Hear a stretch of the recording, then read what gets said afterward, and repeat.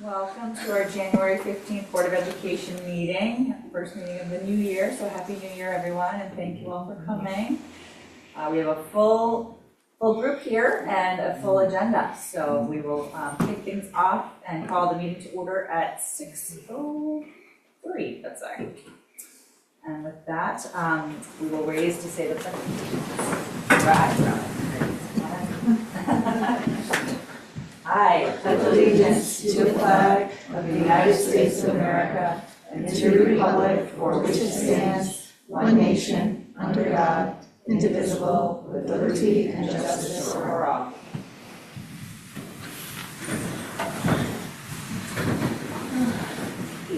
All right.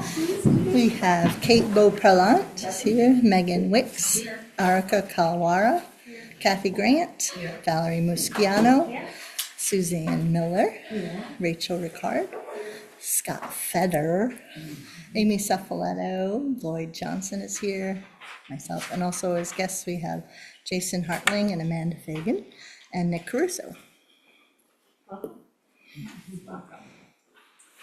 Excited to get to that portion, those portions in our meeting.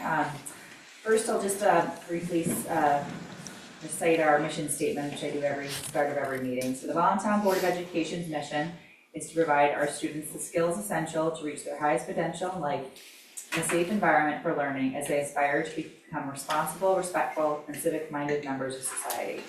We commit to help educate, challenge, and inspire each child to excel as lifelong learners who can adapt constructively in an ever-changing, multicultural, and technological world. Great. And we don't have any public comments present that I see, unless there's anyone here. Nope. To mention any. But so with that, we will kick off our guest presentations, and we are thrilled tonight to invite Jason Hartling, Jay, as superintendent of Ledyard Public Schools, and Amanda Fagan from the principal as well. So we're super excited to learn more about your program. Just a brief update, obviously introduce you to our board and our staff here, and just let you know how excited we are to add you to one of our designated high schools and the vocational element of it. So we're super excited. Great. So I do a quick introduction. Jay Hartling. I've been in Ledyard Public Schools for the last 10 years, and it's really a pleasure to welcome you to your students to our wonderful community. It is really, really a special place. And tonight, Ms. Fagan, who is a proud alum of Ledyard High School, you couldn't have a better representative or person to share the amazing things that are happening there. So she'll give you an overview. And certainly we can answer any questions you have, and we're really happy to be here and look forward to having some of your Eagles over in country. All right, I'm going to turn it over to Ms. Fagan. All right, great. Do you want me to stand? Sit? Whatever you want to do. You can stand. Sure. As Jay said, thank you so much for having us. He said he's been in the district for 10 years. I've been in the district since kindergarten, so with a tiny caveat that we did move away with the Navy for a little bit of time in between. But I did graduate from Ledyard High School and came back to work as an English teacher. This is my 26th year educating at Ledyard and my 14th year as principal. So obviously I have tremendous pride in our school, and I actually don't think I'm biased when I say it's a really terrific place to be, and I'm really happy to be able to kind of walk you through our school and the details about it. So is it going to show up here? I will put it up. So exciting. So hopefully this works. I am getting over a really crazy cold, so I'm going to hope that Give me a second. I don't cough a lot. I'll jump in. He's If the cough ready starts, to we're jump ready. in. We've got the cough drops, we've got the water. Okay, so here is our little school. A nice aerial view that actually our board chair took with his drone. So we are Ledyard High School, the home of the Colonels. Previously, our unofficial slogan was 12 towns, 4 grades, 1 identity. We're up to bump that up to 13 towns for grades 1 identity. We're about 719 students this year. I'm sure, like your school, our attendance, our enrollment fluctuates all the time as folks move in and out. We do have quite a few active duty military families who attend Ledyard, so sometimes they are a little bit more in and out. 79 certified staff members across our departments. And our students are all governed by a vision of a graduate, which centers on 4 academic tenets and 2 sort of civic and social tenets. So obviously these are not going to be terribly different than what you might see at any public school in America. We're hoping to create young adults and contributors to society who can collaborate, communicate, problem solve, think critically, and demonstrate perseverance and creativity, of course. And when we think about our kiddos and how they're doing this, I kind of think about our kids as celebrating in the 4 A's, or excelling in the 4 A's. So academics, agri-science, athletics, and the arts. These are 4 areas where I think our kiddos really stand out. And Jay and I were speaking to another group recently, and we were talking about how lovely it is at our school that it has sort of a big school opportunity feel, but a small school community feel. And so many of our kiddos excel across these 4 categories. It isn't like our agricultural kiddos are one silo of kids and our really go-getter high achievers are another group. They all work together, and you'll see if you're astute viewers that there's photos of kiddos who show up. Here he is as a drum major, and here he is on the tennis team, and here he is with a goat. You know, there's a lot of cross-pollination, if you will, across the department. So I wanted to start off by just talking a little bit about academics at Ledyard High School. So again, we are not an enormous school, but we really pride ourselves on the number and diversity of opportunities that we can provide for kiddos. And one of the things is a focus on STEM education. So we have, you see sort of the 4 quadrants here of science, technology, engineering, and mathematics. So in our science courses, we have worked hard to add advanced placement opportunities over the course of my principalship. We're up to 5 AP science courses as well as an ECE science course. And we continue a rich partnership with Project Oceanology.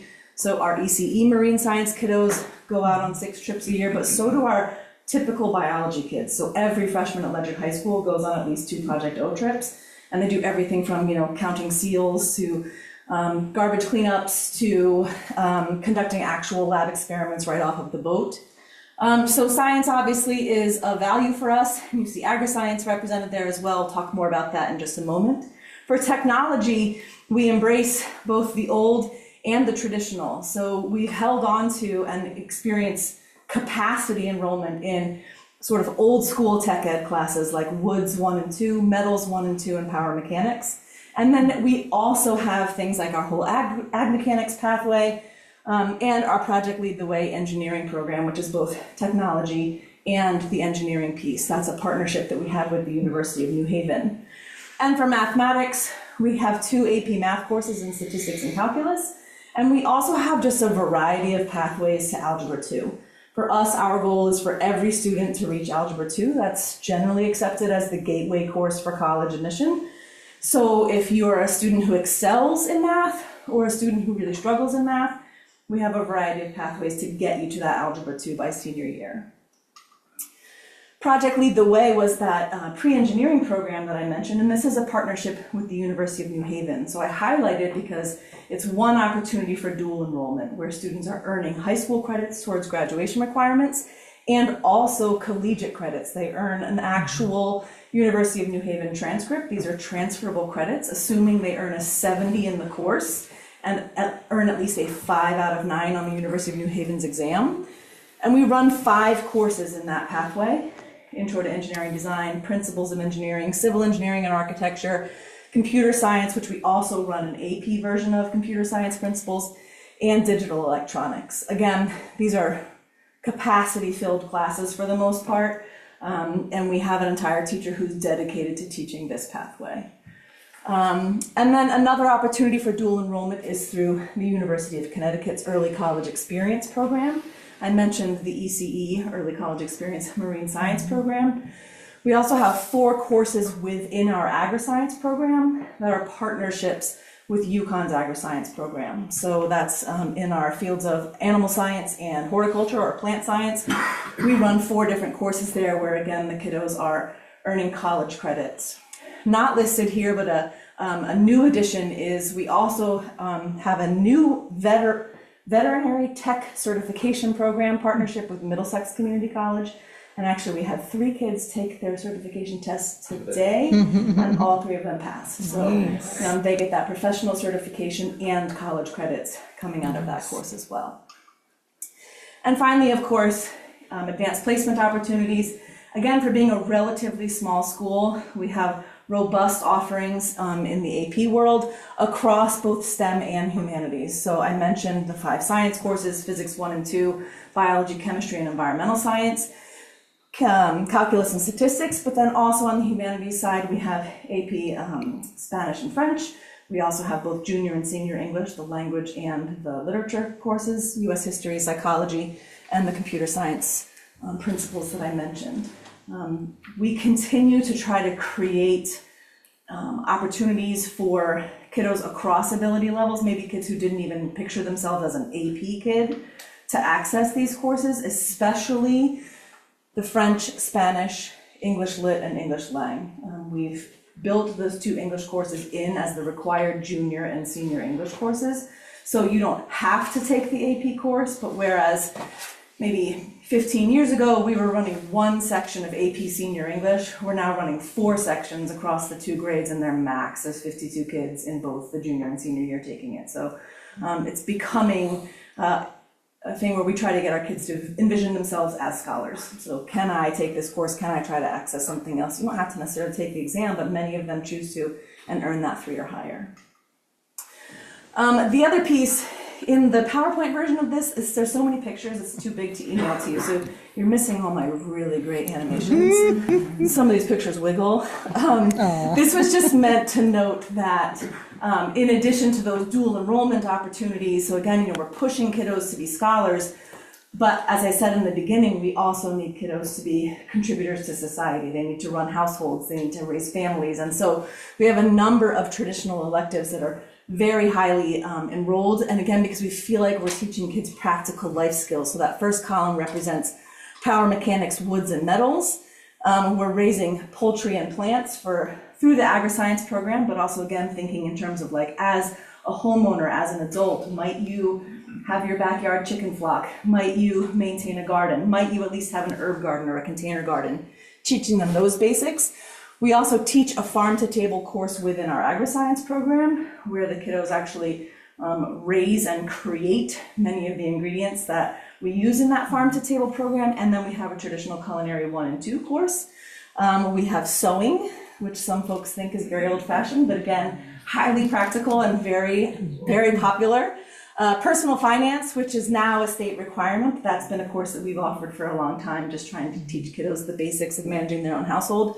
Public speaking, another really important skill that we think kiddos should expose themselves to, even though it's hard and they get sweaty and a little nervous, they can do it. And then finally, just an introduction to music. I'm going to talk a little bit about our arts program, but we do offer introductory guitar and keyboarding classes for those kiddos who have maybe an interest in music. They've never had that opportunity to pursue that at home, but they're not interested in playing a band instrument or being in a choir. We can still expose them to that language of music, which is very good for the brain. And then finally, just about academics, we do offer French and Spanish from entry level all the way to AP. We also offer a 1-year, just a Latin 1 course to help students who are not as inclined to want to speak a language, but who need to meet that state requirement for 1 credit of world language. We have annual opportunities for international travel. We rotate our international trips, so A, students have lots of time to fundraise, and B, they don't have to choose between our large trips. And we also do Seal of Biliteracy testing. So we had 15 kiddos in last year's graduating class who had the Seal of Biliteracy on their diploma, mostly in French or Spanish, but we do also allow native speakers of other languages to take that Apple test at the end of junior or senior year, so there's a few of those as well. So moving from academics into agri-science, our next bucket here, I tried to really fill this presentation with photos. Agri-science is not only the most beautiful part of our building, but it's also just such an interesting part of who we are, and it's really central to our identity. I mean, Ledyard is a rural community like Voluntown. We used, in my day, we were referred to as the cow town. And at the end of games, if we were losing, the other teams would chant, "Start the tractor," which is not very nice. But really, the program is really so central to who we are. We have 206 students enrolled in the agri-science program this year. So when you put that as your numerator, over 719 kids, it's a huge portion of the school that's involved in agri-science. And I had to include this picture because it's just so gross and complicated. But we embrace creatures of all kinds in the program. Again, these would have sort of flashed in for you. I wanted to show you, we do have 5 pathways within the program. So top left, you see 3 pictures that are about our animal science program. And this little guy in the red, orange vest, that's Turbo. He was just born on Sunday. He's really, really cute. Like he practically poses for the picture. Totally. So we have a livestock pathway and then a small animal pathway. So the livestock pathway, we have a sort of functioning farm on campus. We have a large barn and then outdoor enclosures. We have sheep, goats, alpacas, a mini horse named Domingo. We have pigs. Sometimes our pigs come in and out through a partnership with a local farm. We raise laying hens. Sometimes we raise turkeys for Thanksgiving. And a sad tale. We also raise 2 beef calves a year in partnership with the Ledyard Rotary Club. Those are also for eating. They are cute, but practical. And then on the small animal side, it's everything you can imagine, from snakes and bearded dragons to chinchillas, ferrets, rabbits. The kiddos learn all of the care associated with all of those, from calves all the way down to chinchillas, everything, how to draw blood, how to take fecal samples, how to give IVs, how to care for them, how to groom them, what to look for. We have terrific partnerships with the industry across all of our pathways. We have a number of local vets who come in and do clinics and workshops with us. We're in a breeding partnership, obviously, hence the sheep. So we don't own any rams. We borrow rams and we borrow billy goats to come in and visit with our gals. And then our kids get to learn that entire process as well. Our kids were on site at 4:30 a.m. Sunday morning helping Turbo come into the world. So, and they've been part of births that have gone really well, births that have not. They've been there when our Tufts visiting vets have to come down and perform emergency surgeries. The kids are in it and really learning all of that. Top right, you see our plant science / horticulture pathway. So we have 4 operating greenhouses and then a standalone greenhouse that partners with our aquaculture program for hydroponics and aquaponics. In the greenhouse, we do everything from classic plant production, like chrysanthemums in the fall and poinsettias in the winter, to seedlings of vegetables, spices, herbs, flowers for a spring sale.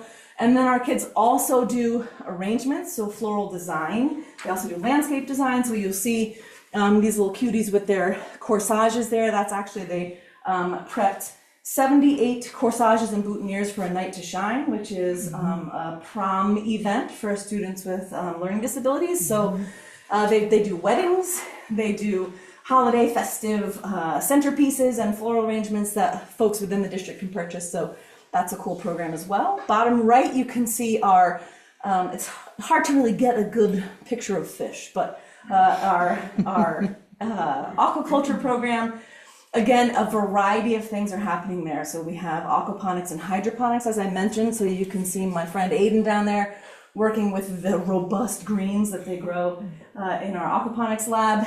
And then we also raise Nile tilapia, catfish, ornamental koi. They maintain about 36 small, like classic 10-gallon tanks all around the building. And then they have huge production tanks in the fish lab. Cameron, who's our FFA vice president, is holding a turtle. We become the dumping ground for every family that ever got a turtle for Christmas and doesn't want it anymore. We have a lot of turtles. We have a terrific tank. They all hang out together and bask in the heat. But so that's just a neat opportunity too for them. They partner with local hatcheries and river organizations. We repopulate trout, restock trout before fishing season starts. There's a lot of really neat opportunities they get through that pathway as well. And then finally, our ag mechanics, which encompasses everything from safe tractor operations, to welding, to electrical work, plumbing, finishing work. They, in addition to learning to drive the tractor, they also learn to maintain the tractor. So things like changing the oil, checking tire pressure, checking, fluids. So lots of things, just again, maybe they're not going to work on a farm, but they probably will own a vehicle at some point. So trying to find those applicable skills for all of these kiddos outside of ag. And again, 206 out of 719 kiddos in that program doing pretty neat things. So it's hands-on instruction, and as I mentioned, lots of industry partnerships, so they see the reality of how agriculture could exist for them in a job setting after high school or college. Athletics, sometimes principals sneak their own kid in there. It's always cool. So our athletic program, we offer 26 varsity interscholastic sports. Kind of the norms that you would expect. That first column you see, that's the fall, and then top right is all of our winter offerings, and bottom right are the spring offerings. And what I like about our sports program is twofold. One, our athletic director works really hard to create opportunities for kiddos. So we had not had a gymnastics program since 1992. And last year, we had a couple of very talented gymnasts, including an All-American, come in as freshmen. And they said, Mr. Bunicor, how can we make this happen? Can we have a co-op team? And he worked on it, and sure enough, we were able to co-op with St. Bernard's in Waterford last year, win a state title.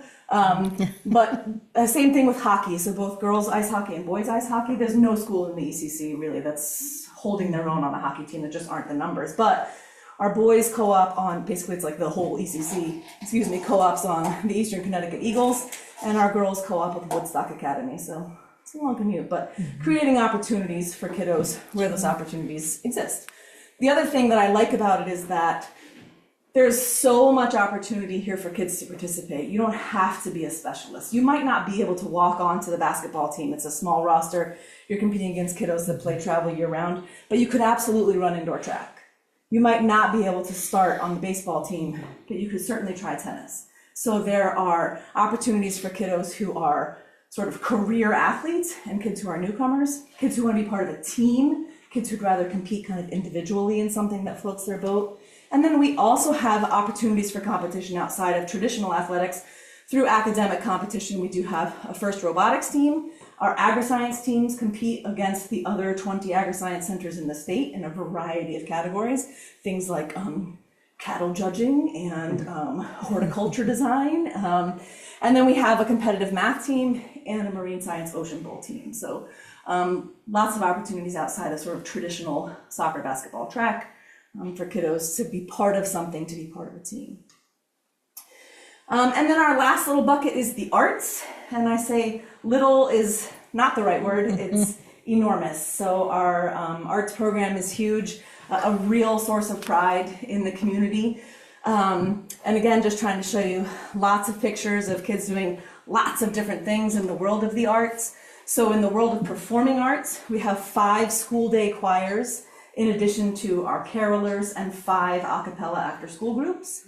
In the instrumental world, we have a symphonic band and a jazz band, which are school day groups, and then also our marching band and various small ensembles. Our marching band and color guard were the state champions this fall, and so was our boys cross country team.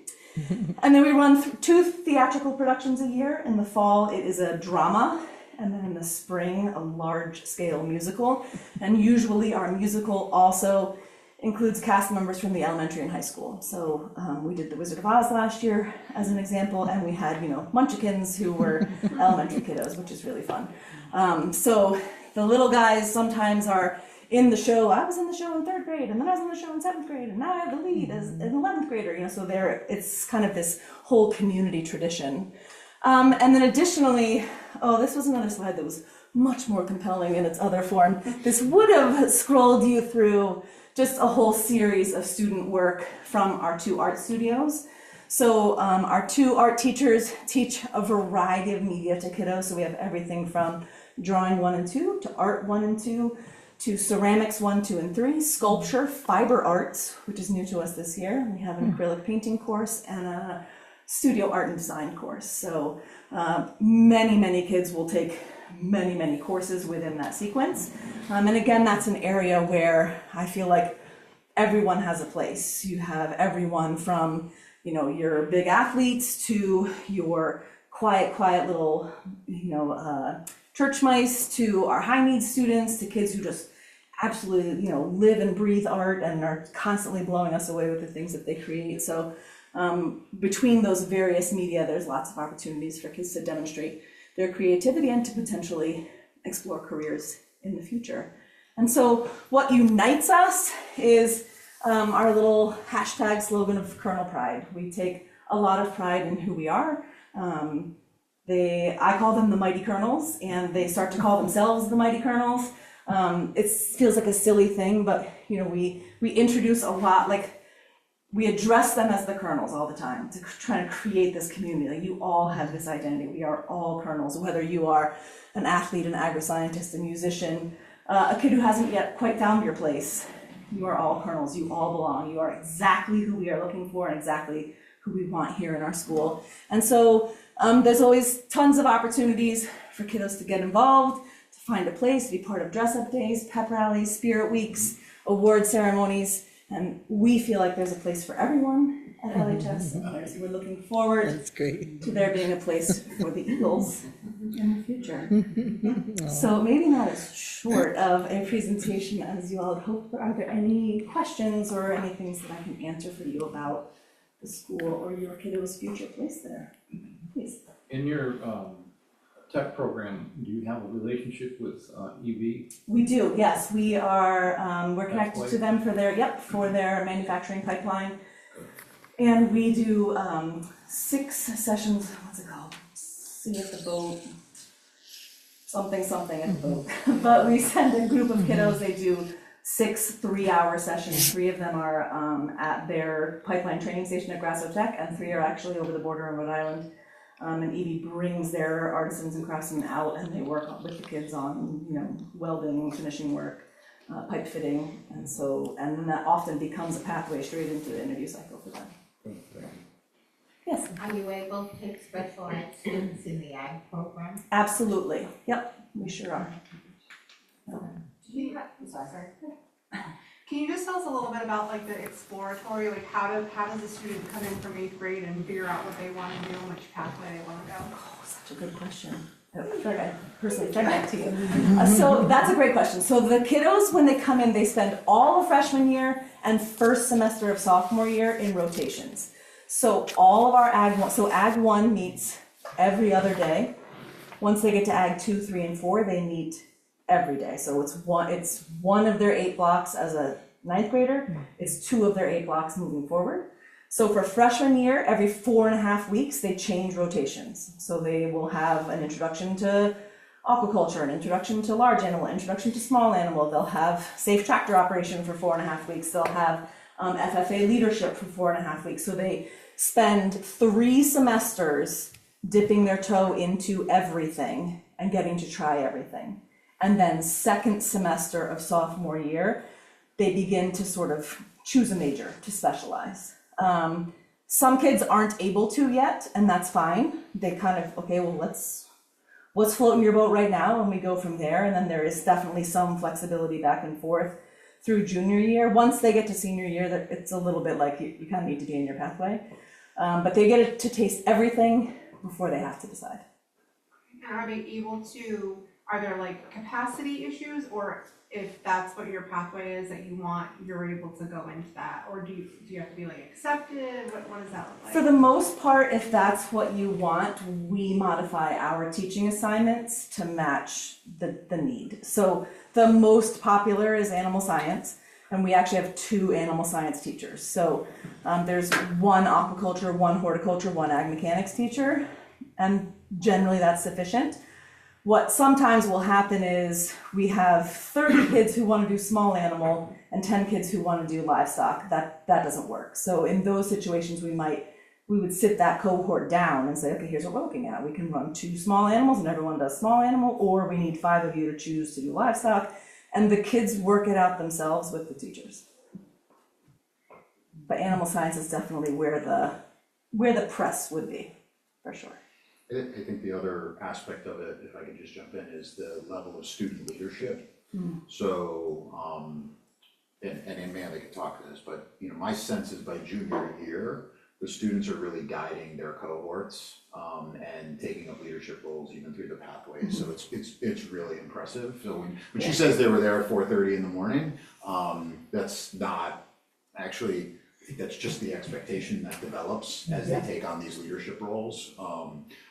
My puppy goes to the small animal care so the kids can train. And one of the students will email me any concerns and, you know, runs that whole little piece as an agribusiness, which is a really neat experience that they'll take with them for the rest of their lives. Yes, and actually another neat thing is the early mornings, we have what we call morning crew, because most of our sending districts, they arrive very early. Their buses, in order to get back to their towns to do the traditional bus runs, they drop their kids to us really early, like 6:30 early.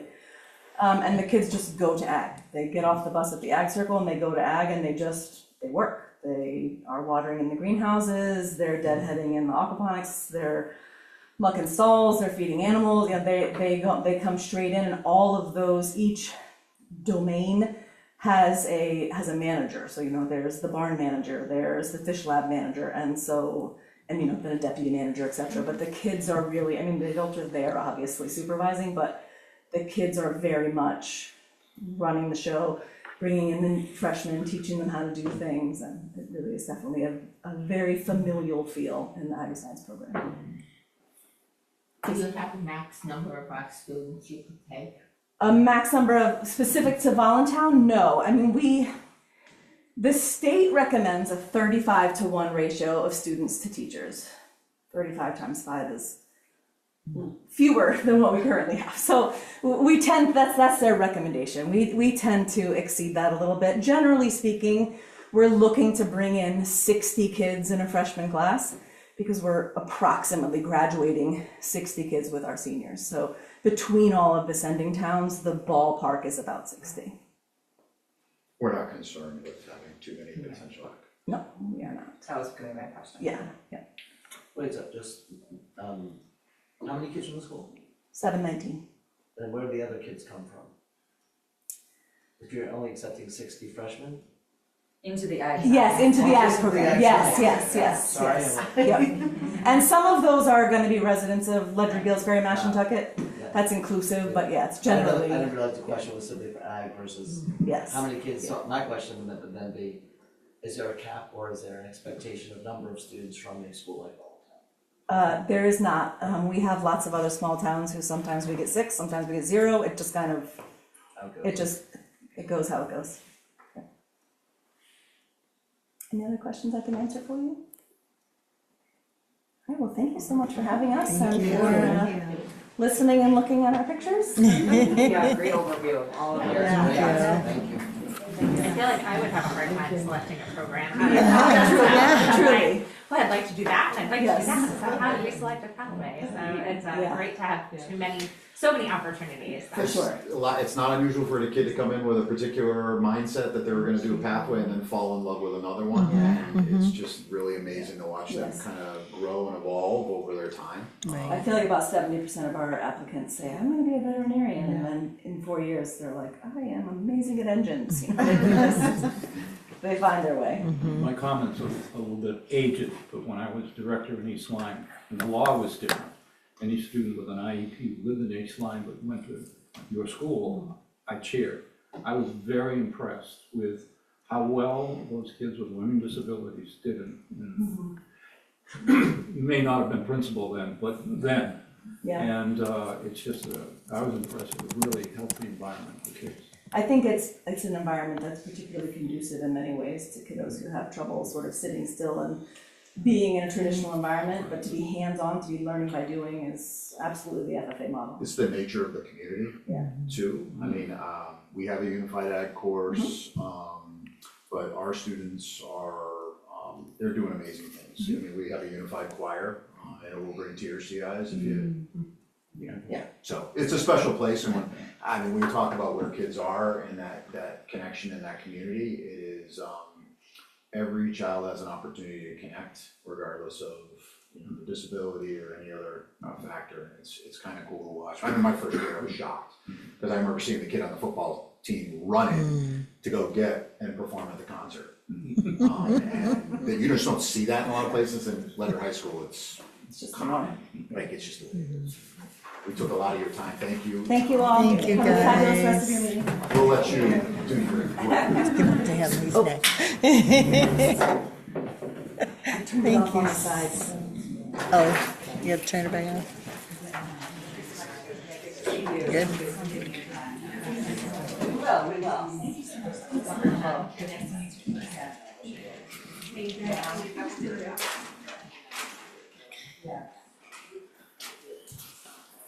So you wanna jump right in, Hopefully their Submit? GPS works now, but at home, like, I'm sure you're fine. So you were saying the whole Verizon shutdown was an extreme situation yesterday, and it was like, we were just talking about like, you couldn't even get yourself home navigation wise, never mind. I got your loved ones. Number, do we have anybody going in, want to go there, I think, you might have applied? Yeah. Oh, great. We had applied, but they go through that interview process, so she didn't really talk about that, but it's an actual interview. Yeah, not like you just apply and then, so the kids have to go there, they have to talk to a panel of people. About how many? I think we had 3 apply, but I don't think that they've made like selection process, like the school hasn't yet, Oh, so. it doesn't sound like we're trying to chop you out Yeah. type program. They're only can go there to be in the ag program, Right now. that's, I believe that's the way that works. As far as we're concerned, Yeah. unless that's a different decision. And then we won't have that, God forbid, they get there 3 minutes before 7 on the bus in the morning. We had terrible problems with transport, with some families being very upset if they got there at all early. Well, they have jobs, so they It have to sounds do like some, if they get there Yeah. 10 minutes early, they can, It's just, they got it's things good to if they're do. supported and then. Place to go and something to do. yeah, go do something useful. Okay, well, our second guest, Nick Caruso from CABE is here. We get to invite you here with our new board as of November. We have 2 new members, Sue Miller and Rachel Carr are new to the board just as of this cycle. And we were saying Nick has been, how many visits have you done, 10? Yes, this is my 10th visit to Voluntown. Excellent, yes. I did mention, last night it was my 40th visit to Killington. Oh, Who's counting? right? So what I'm gonna do is, I'm gonna pass this around because there is that new state law that says you have to receive training within your first year of board service. This will qualify for that. So if you find your name on there, I think we have, this is who we have in our database. Check your name off and make sure I get that back because I always leave behind. And if you're new, just add your name, sign it, put your email address, and we'll make sure you get in our database so that you start getting correspondence from Kate. So, you want me to start? Yes, if you could. Now, is this on presentation mode or is it like just rotating the slides? Because I have a lot of hidden slides. Oh, I don't know. It's just on the PDF I downloaded. Oh, I may have hidden it. Oh, so it's the Rolls Workshop, This the one first you wanted. one, yep. Okay. We'll find out pretty quickly.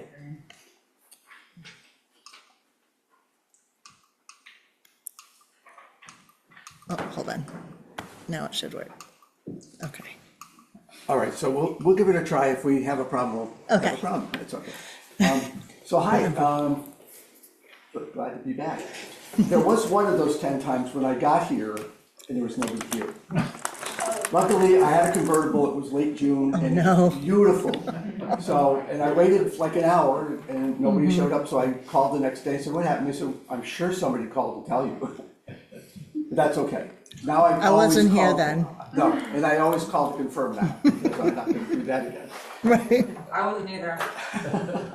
It was my fault. That was So- before so me. Maybe for the benefit of the new folks too, but if we could kind of go around and who you are, how long you've been on the board, and I know some of you have been on the board quite a while. Why you wanted to serve on the Board of Education, what made you want to serve? And then finally, what do you hope to learn tonight? What is it that I can talk about that will be helpful to you? I guess Sue, we'll start with you. Well, I worked in the school system for 31 years. And I love the school, I love the kids, and I want to do what I can to make it better. Excellent. And anything in particular you want to learn about tonight, or Not in particular, okay, whatever I say? whatever you say. Okay. Got it. I've been here for 5 years now. I joined because I'm an educator. I teach during the day. And so coming here and kind of looking at the framework of what we do and try to see how we can make it better or different or just showcase the great things that we do. Excellent. Thank you. Hi, I'm Arika Calvera. Kate need to do it. Honesty.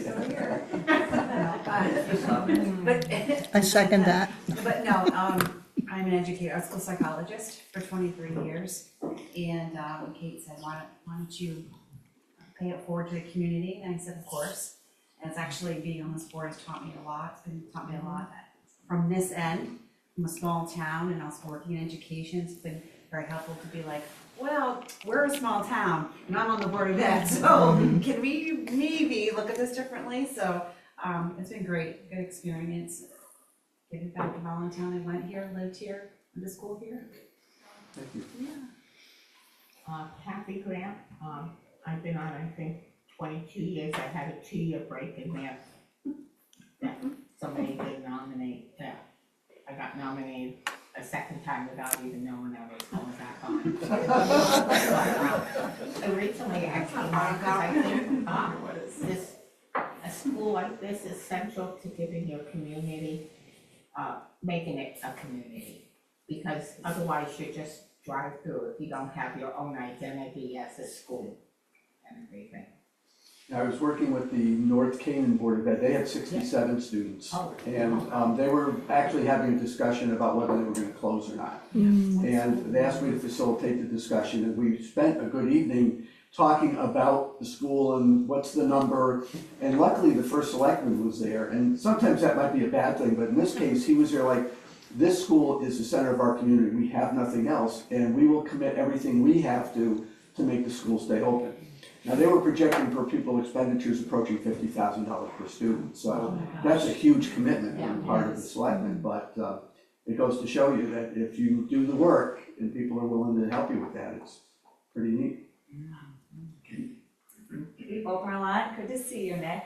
I was saying, I know Sue, we had a good turnout at the Cape conference this year, so it was just, I got to say hello to you, but I don't think I got to introduce you to all of our new members, but Scott, it was new for Scott as well, so it was a great, great day to really showcase kind of the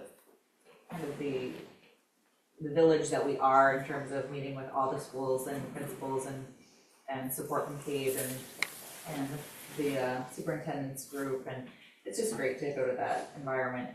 But that's an aside. I've been on now like 8 years, I think I've been on the board. And yeah, I'm just excited to have you. It's always a pleasure, and we learn a ton every time you come. So it's good, even though it's really meant for, you know, whoever wants to just absorb it. I know I learn something every single Good. And so do I. Scott? Sure, Scott, been here 6 months. And it's been great.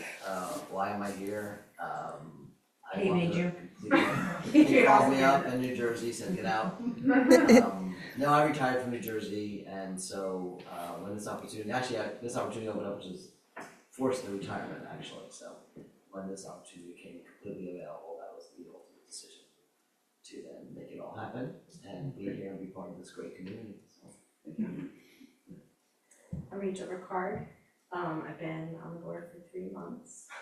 But So I'm new, You're but still smiling. like Sue, I used to work in the district, so I have some background knowledge. My name is Megan Wicks. Arika and I started together, I think like almost 7 years ago now, right? Or just shy of 7, I think. COVID was when we started, so it felt like multiple years. It's like dog years. Yeah. It's like double 18, Yeah, it just feels like that. And aside from Dee Dee's amazing snacks, I'm on this board because I want my children to feel like I'm invested in their education and that they see how important education is to me and to them, so. I'm Jamie Seflett, building principal. My teacher retirement statement says I've worked 19 years. That's my email. I've been in Voluntown all this time. I started as a teacher and then I worked with Sue, Rachel. I've known these ladies for such a long time. And then I became principal here in Voluntown. I'm Lloyd Johnson, Director of Student Services. My first year teaching was 67, 68. I've had the opportunity to work on almost every type of school district, and it's been a wonderful experience. And this is my 10th year here, and this has been a great experience. Really. 67, 68, that was my freshman year of high school. Lose count, right? But I it's, think my parents just met. it's a very, in comparison to other places I've worked, this is a very healthy place for kids to go to school. And it's, my job is to keep it as healthy as possible for the kids who need it the most. So I enjoy We it. might as well join the club. Hi, Dee Dee. Hi. Board clerk, I've been here 9 years and enjoy my job and the people that I work with, so. Great, Yep. thank you. So I always ask this question. Lots of times people forget what the answer is, so I'm going to ask it again. How many school board members does it take to screw in a light bulb? I think it was none, right? Pardon me? I feel like it was none, right? I would say zero. It is none. It's up to the board to say what they would like. It's the superintendent's, and you do that, by the way, through policy, through your goals. It's a variety of ways that you express your vision, but it's like, let there be light. It's the superintendent's job to decide, is it going to be incandescent, fluorescent, candle? And it's really important in a district this size that the superintendent has to have the appropriate person to screw in the light bulb. A lot of times in a small district, the superintendent, I better just do it myself so it gets done. Why? Because this was about 15 years ago. I was in Brooklyn, and we were doing this presentation, and I had done this a while later in the meeting, and I noticed the superintendent was writing feverishly on a legal pad, just filling page after page with writing, and finally got curious, what are you doing? She goes, I'm taking the minutes. Now, yes, you have to have minutes for the business part of this meeting, but my part can really just say Nick Caruso talked about roles and responsibilities and left. Can you And repeat that? you don't need verbatim minutes. Right. Sorry. You have permission. So, but one of the board members literally stood up, pointed to her and said, you're screwing in the light bulb. And that was a great moment for me because she was screwing a light bulb. Your chief executive officer is the most important person, most important employee. It's the only employee the board has. And when you take minutes, I am one of those that when someone's going around looking for someone dumb enough to take the minutes, it's your job, it's different. I always hide in the corner because you can't be engaged when you're taking minutes. You're focusing on what you're hearing, what you're writing, but the rest of the brain doesn't get to participate. And I want my CEO participating 100% fully. You know, this work gets done by the superintendent hearing all of us and interpreting what we need and making it happen. And so we turned it into a teachable moment. I know there's a lot of educators in here, so teachable moments.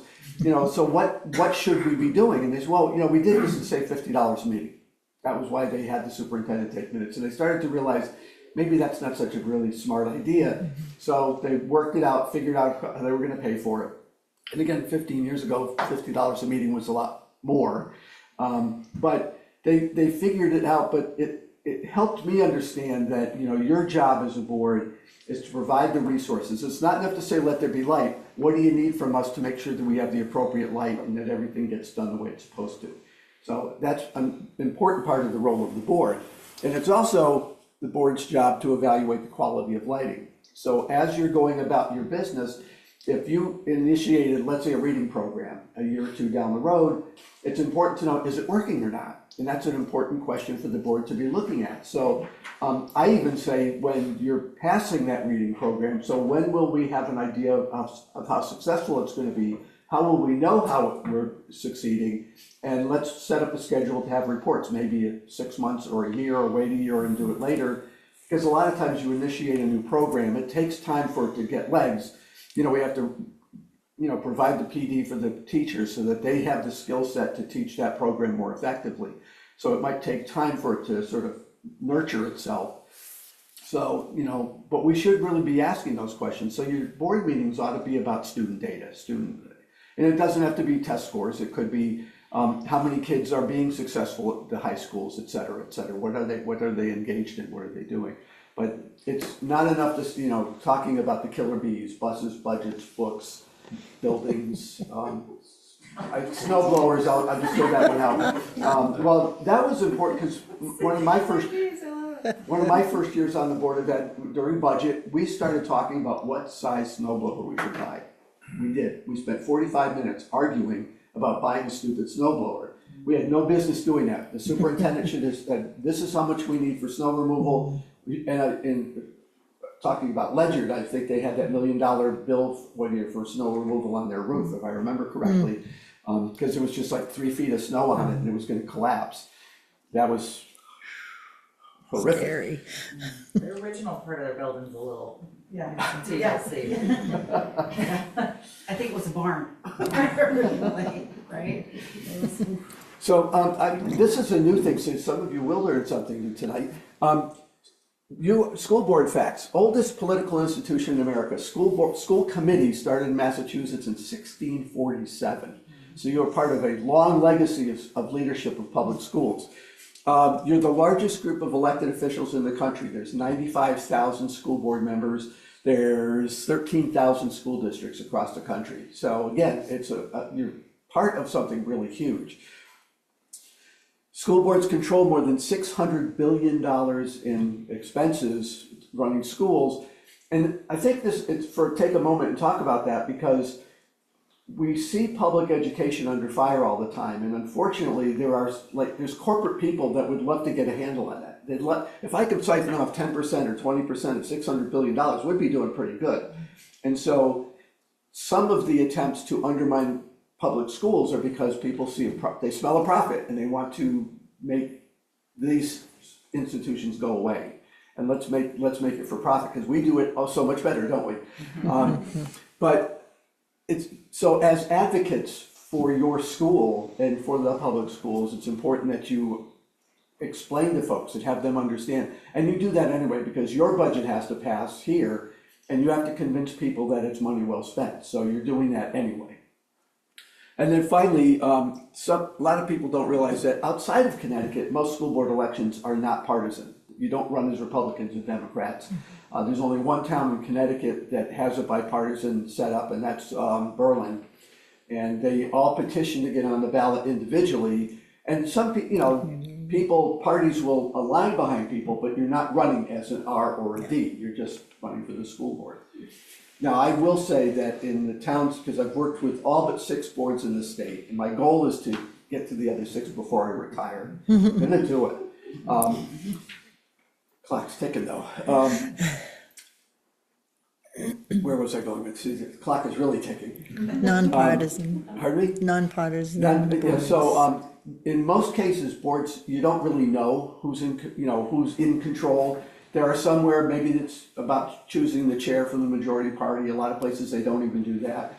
There's some where they automatically alternate. So this time it'll be an R, this time it'll be a D. So there's a lot of different things, but there aren't too many districts where the politics get in the way, and that becomes real problematic. I can say with great certainty that I've never seen a board that acts very political serve children well.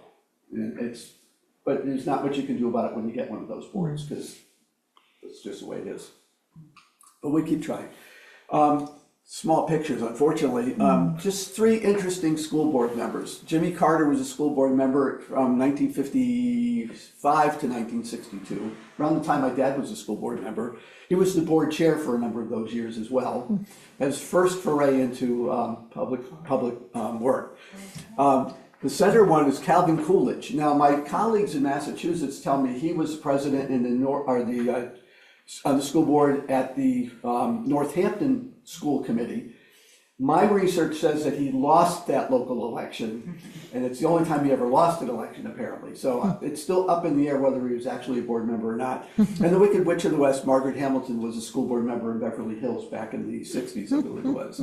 48 to 51. So, yes. Question, just, it's totally random, but you mentioned committee versus board. What is why do some states go by school committees versus school boards? Is it just? Well, Massachusetts has to be different, so they're just school committees. Okay. There's no rule, there was really no issue, there shall be school boards or school committees, but they wanted to stay unique. I think. Rhode Island is committee as well. Right, Pardon me? because the state is Rhode the Island. Board of Education, so the schools are school committees, and then you have the Board of Ed. So that's the only board, is the Board of Ed. New Jersey has I think State Board of Ed Connecticut also has a board of ed. and the local board of ed. And I think Connecticut also has a board of ed. They do. Yeah. My friends in Mass and in Rhode Island, they're just like, you're on the committee, right? I'm like, what are you talking about? School committee. I was like, no, that's like the subcommittee. Transportation.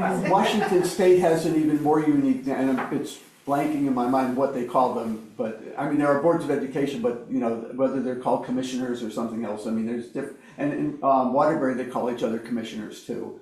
So there's a few other little idiosyncrasies, but in Connecticut, and I actually use a distinction between the idea of school board and board of education, because the board of education, it's about, the education is the important part, and the school board, I see that as, you know, the old days when you had to make sure that the lights got paid, or light bills got paid, the building got painted, somebody had to clean the outhouse. I mean, that school boards in the 1640s, you basically kept the school running. They didn't have professional staff until like the 40s or 50s or maybe 30s.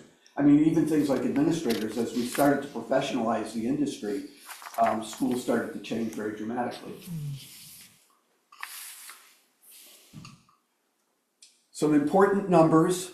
I'll throw them up with the answers because it's too much trouble. 508,402 is the number of students in Connecticut, public school students. 1,544 schools and programs that have school boards over them. 53,371, the number of certified teachers, certified staff in Connecticut. 51, that's the student population of the Union Public Schools. They're the smallest school in the state. 2039, the year your kindergartners are going to graduate high school. That's kind of an interesting one. And 20,022, Bridgeport Public Schools, that's the largest school district in Connecticut. By the way, in Union, there's more school board members than teachers. They have 5 board members, they have 4 teachers. Wow. That's funny. So for those of you who aren't aware, the state of Connecticut has one of the best websites for data of any kind for public schools. edsite.ct.gov. It is rich and it's constantly being updated. A lot of it's live data. As the numbers are plugged into the computers, the numbers change on the screen. So really valuable. You can just get lost in it because there's all kinds of comparisons, demographically, financially, you name it, it's there.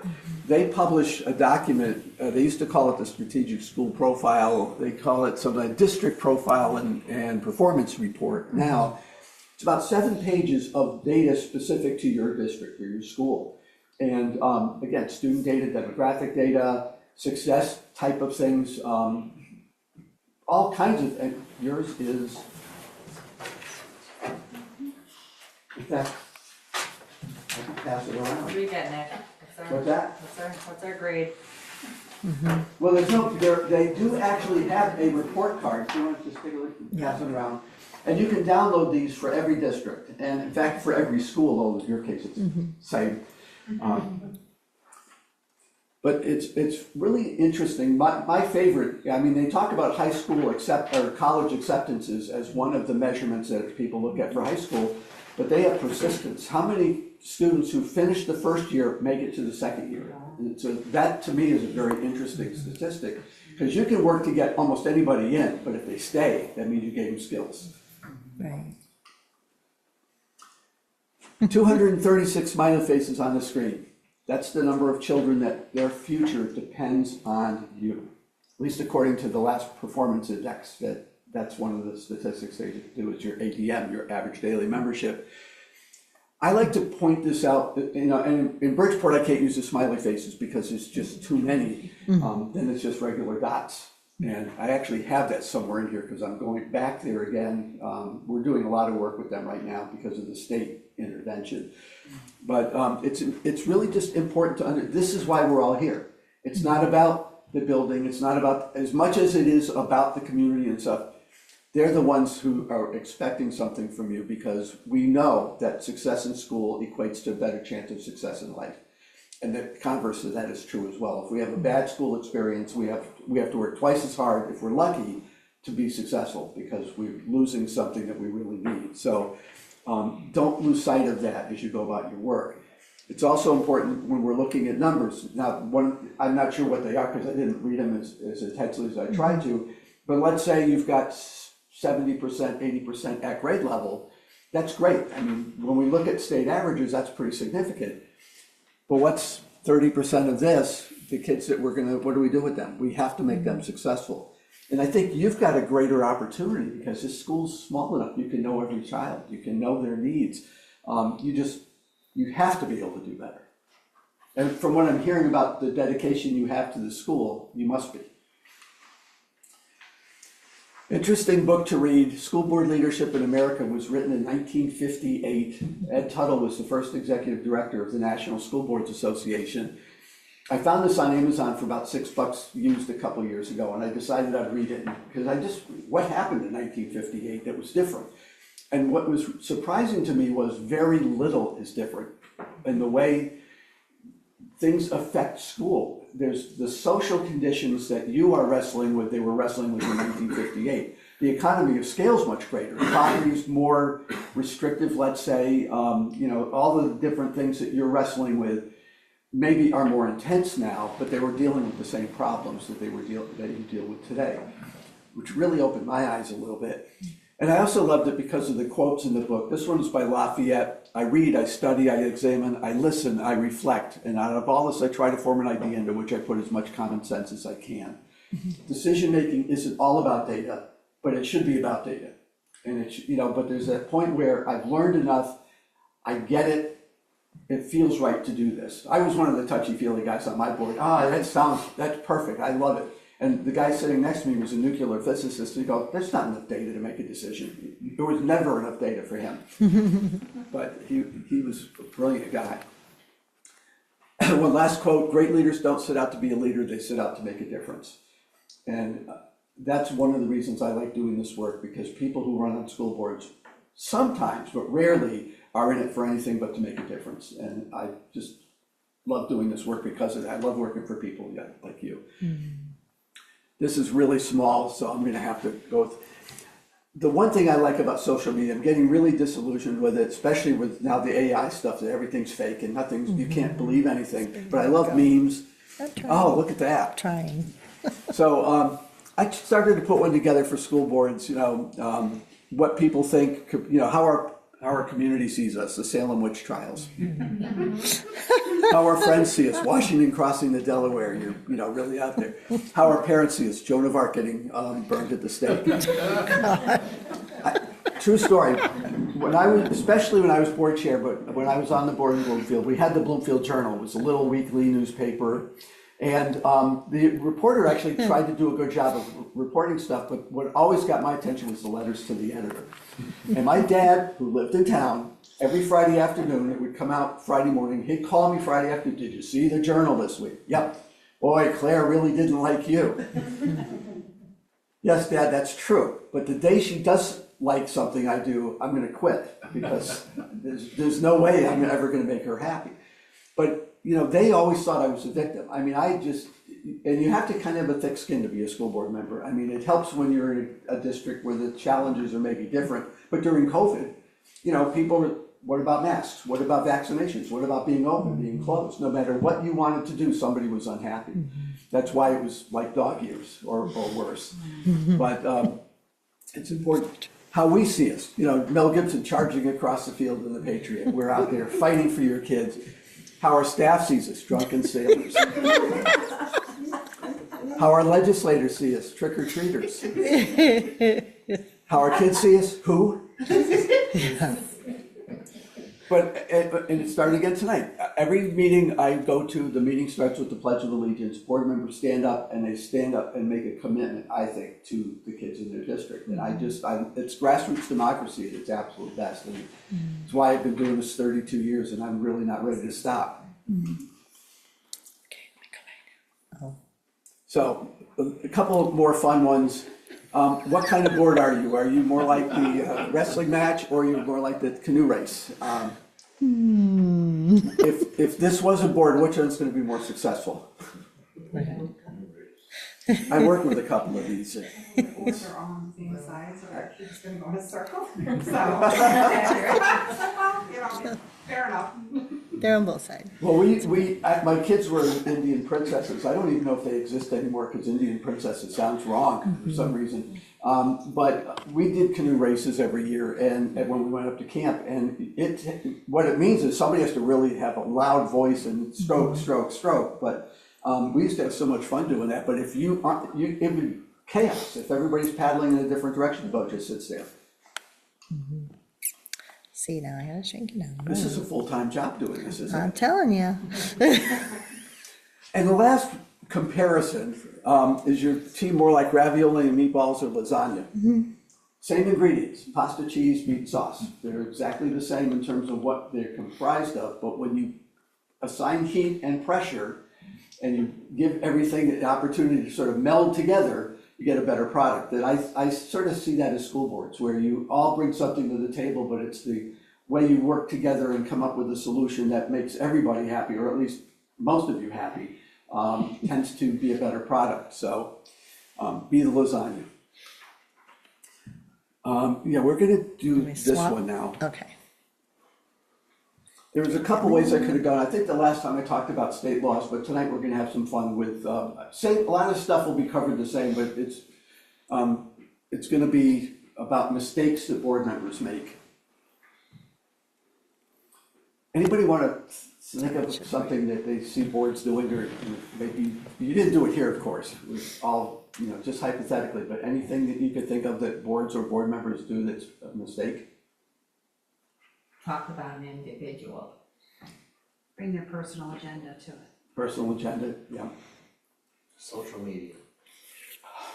I have to do something more with that here, because that is a huge thing now. It should be 20 slides. Yeah, we can talk about that though, yeah. So, this is. Is it working? Oh. Well, the first one is a slide missing. That's probably my fault. Okay. I wish I was using that, but that's okay. Sorry. No, that's all right. So the first one is impatience. So you get on a board, you want to know everything, you want to learn everything right away, you want to be able to jump right in and help make decisions. My first board meeting, I made 4 motions. They were all campaign issues, if we get elected, we're going to do this. And so I made 4 motions. How many passed? 0. 0. How many seconds did I get to those motions? 0. Took me one of them took 10 years to get it accomplished, and a couple of the others never made it. And I forget what the 4th one was. But it's not uncommon to get on a board and, especially if you're the smartest person in the room and you want to let everybody know that, and you wonder why everybody starts to resent you at the board table. Like, why are they not listening to me? I'm obviously the smartest one in the room. It takes time to sort of get a sense of who we are, how we relate to the other people on the board. It's kind of like, I was a business owner, so I was, he takes charge. He needs a piece of equipment, he buys it. If I could take a job or not take a job depending on how I felt about it. I was independent. But nobody said, here's a leader, here's somebody that, makes a living out of making decisions on his own. then they put you on a board with 7 people and build consensus. Like, that was very rare for me. It took a while to sort of get a sense of that. And for whatever reason, people come to the board with sometimes an unclear idea of what boards really do. And so you have to kind of learn the process and get used to it. It takes a good year to really get a sense of what's going on. So the couple of months or so, it takes some time. You can talk about, here's how we build budgets, here's how we go through the process of getting it adopted. But once you've lived through it, you'll really have a better understanding. So I was just thinking about this the other day. I was at a board meeting, newly elected board. We were doing a training like this, and one of the board members, who was a vice president of finance for some major corporation, really smart guy, he goes, well, I've never been to a budget hearing before, or budget meeting before, but here's how you're doing it wrong. And I've never been to this, and here's how you're doing it wrong. And he was telling me he had never been or he'd been involved with it. And the rest of the board's like, oh, this is not gonna work. So, I'm tripping over it. And also, just to get used to working with people who think differently. This is kind of back to lasagna's a pressure cooker sometimes. So let's talk about behavior for a bit. It's doing the same thing. So each We're missing section. half, oh man, that's not good. Do you Because that's want the to best pull slide up in the your- whole bunch. Dee Dee, is there a reason I guess you're recording. But if I had it on a flash drive, could we open it up and, because I do have it on The thing flash. is, you're recording it digitally, correct? So this isn't being recorded with a video. It's being recorded what's on the screen. As soon as she reduces the share, it's not gonna record Right. what's being presented. Do you want to pull your laptop up there, or are there things that you wanted them to see? Well, The size is challenging. I mean, I There's a can way do we this. do it on his computer. I mean, I can set that up here and just at least read off of it. I hate Yeah, for doing you. that, but, yeah, it'll only take a second. I just got it back today. They had to replace the screen, so I'm so happy. Wait, Dee Dee, how about this? If you share, if you're on the same Zoom, if he's on that Zoom, I could send you a Zoom he would just link do the for share, you and it'll be to his join. computer running it. You make me a presenter, but Yeah. is that set up to, I think you're not so. it's It's not still being broadcasting, recorded, right? right? If you wanna do, I would suggest right now we take a 2-minute recess. If I can get a motion to Okay. take a recess, let this get set up. Okay. This is, there's a lot less going, let's get it right. So- You have to make a motion. Second. All in favor? So shut it down for a second. Dee Dee. Let's see if we can figure out what's happening. We'll figure it out.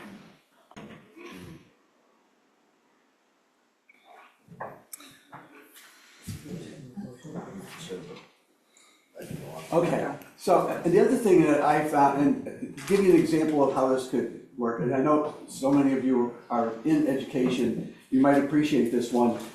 We had a board member appointed to fill a vacancy. She was actually a principal or vice principal in a neighboring community. Everybody, it's a small relationship, everybody knows everybody in education anyway, especially between Bloomfield and Hartford. And this woman was appointed to the board, and she was invited to participate in a reception that the teachers union was putting on. Actually, all the board was invited, but she was there. And somebody, Susan, it's so great to have an educator on the Board of Education. This is really terrific. And she goes, excuse me, but when I'm here in my official capacity as a member of the Bloomfield Board of Education, you shall address me as Ms. Jones. Now, the reason I knew that was because that was all they talked about in the teacher's lounge the next day. And everybody's like, excuse me, and they couldn't wait and now this woman lost all her credibility with all the teachers because of that stunt. You don't automatically, and there are some that, they walk into a building and they just assume that, everybody, the water is going to park when I walk through. And you're just a member of the public, unless you're in this room, in session, voting. That's how you exert your authority as a board member. You don't have any authority at all outside of a board meeting. And I've seen superintendents get very frustrated when board members are sort of putting aside that, going into schools, and your parents, you have kids in school, so it's a real challenge sometimes and you'll say to your kid's teacher, look, I'm not here as a board member, I'm here as a parent, they're still gonna see the hat that says school board member. They just do. So you have to be really mindful to, be careful how you talk. We had a parents' night one night, and I was chairman of the board at that point, so that's even worse. But my daughter was in AP chemistry, and the teacher started out with sort of, every kid starts with an A, but we define what their grade is by how bad they do. And she goes, but I have to warn you right now, 3/4 of the kids in this class are gonna fail this year. Now, as a school board member, I'm thinking, whoa, wait a minute, we're paying you to teach children AP chemistry, and you're telling us that you're failing, not our kids. But I had to be careful, so I didn't. But you have to really be thinking about, like, how am I gonna be remembered as a board member? I was a plumbing contractor when I was a school board member. I just wanna take that a step further. So at the moment, yes, you're a parent, but later, you're a board member and you're gonna inform the superintendent or the principal. Technically the superintendent if you're a board member. Like, you can't throw that away, my opinion. Yeah. I'd love to hear if I'm wrong, but you still heard that. You still now as a board member have a job of oversight. Yep. And while you're not gonna interrupt that and act like a board member at that moment, the next day, informing the superintendent that this just happened, I think is the right move. And I did. Okay. But that's very. For their. Absolutely, that's actually a really good observation. Yeah, when we learn something, just because I learned it when I was acting as a parent doesn't mean it's not important. Just like your kid might come home from school one day and you can't believe what they did today. Well, it may still impact your policy level decision making in terms of, you don't second guess necessarily a decision by an administrator, but you want to guarantee that the process is in place that if someone has an issue that they can resolve it properly. And so, and what I did in my case was I had my wife try to handle as much of the school stuff with the kids as possible. There were a couple times when I felt it was important I was involved in it too, and I talked to the superintendent first. I said, I just want you to understand my dilemma and what I'm wrestling with, and we worked it out. And but my daughter, who was the subject of one of these issues, is raised her son as a single mom. Now, she doesn't have that other person to deal with it, so she had to deal with it.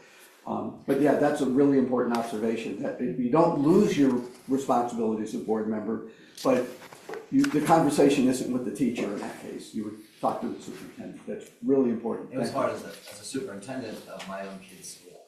It's the same boat. If you hear something that's like, well, that person never really say that, did they? You still gotta walk out of the room as a parent, not as a superintendent. So it kind of falls to all of us. Yeah, I know many superintendents, because a lot of times you have to live in the district where you're the superintendent. Your kids are going to go there. So yeah. Now we can talk about behavior. So I'm going to put these things up here, and then we're going to work from the bottom up. Starting with don't fall asleep in public comment.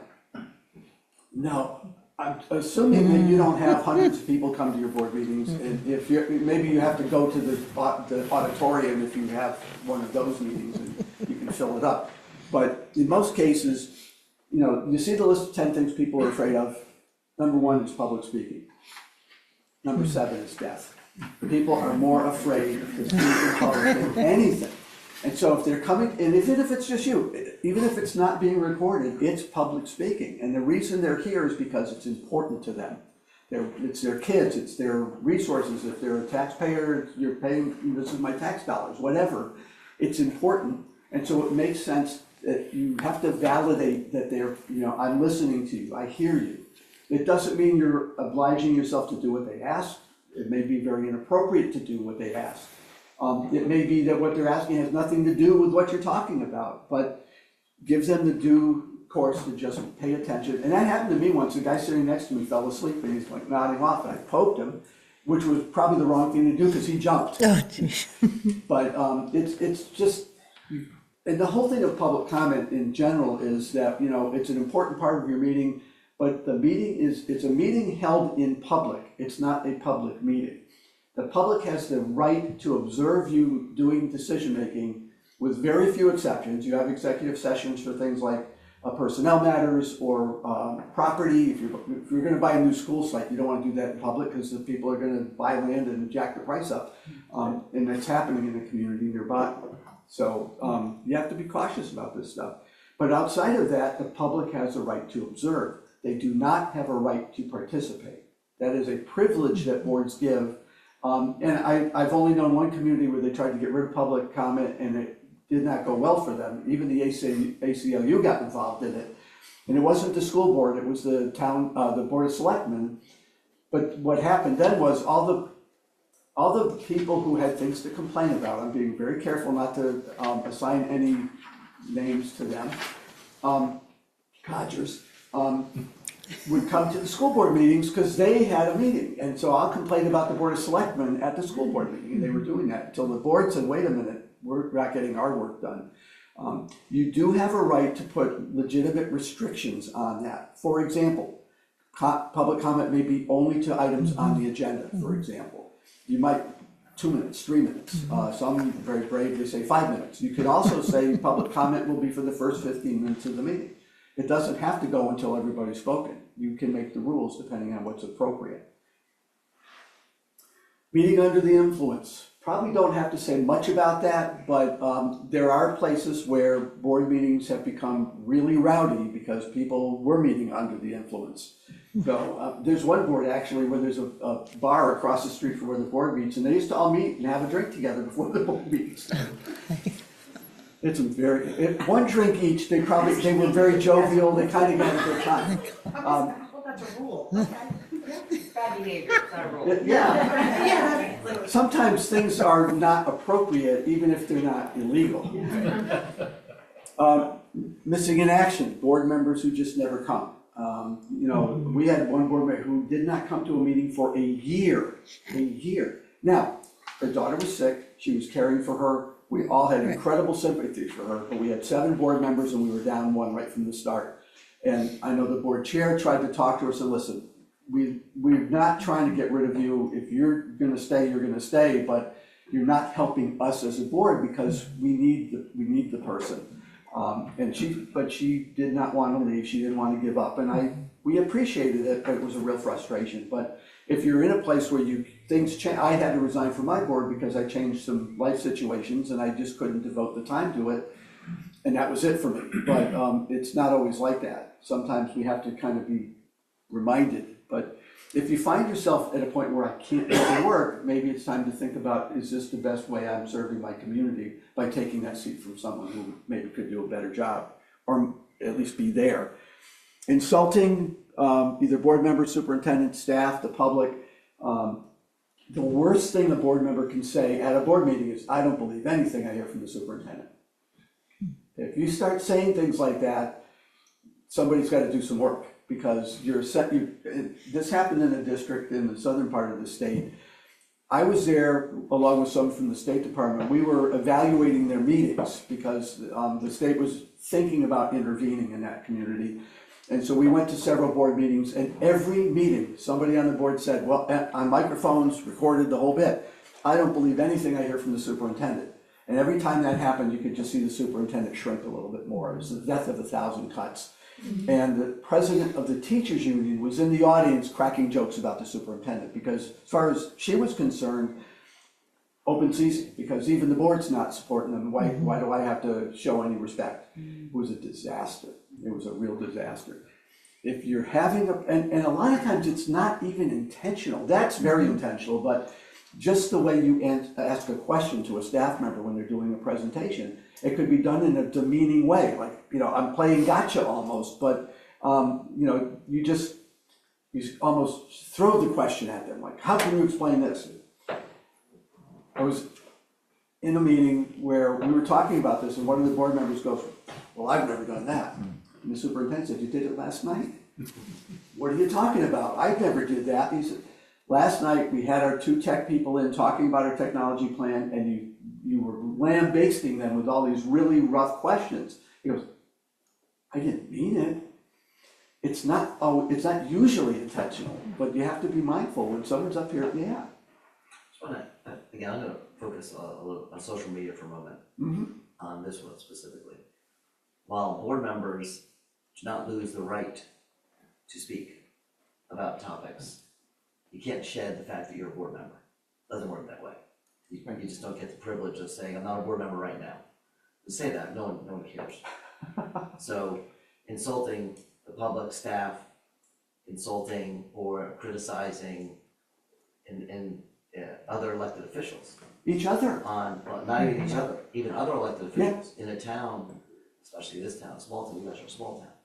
You know, that could have a negative impact on the district. You know, and people have to be very careful of what they say on social media.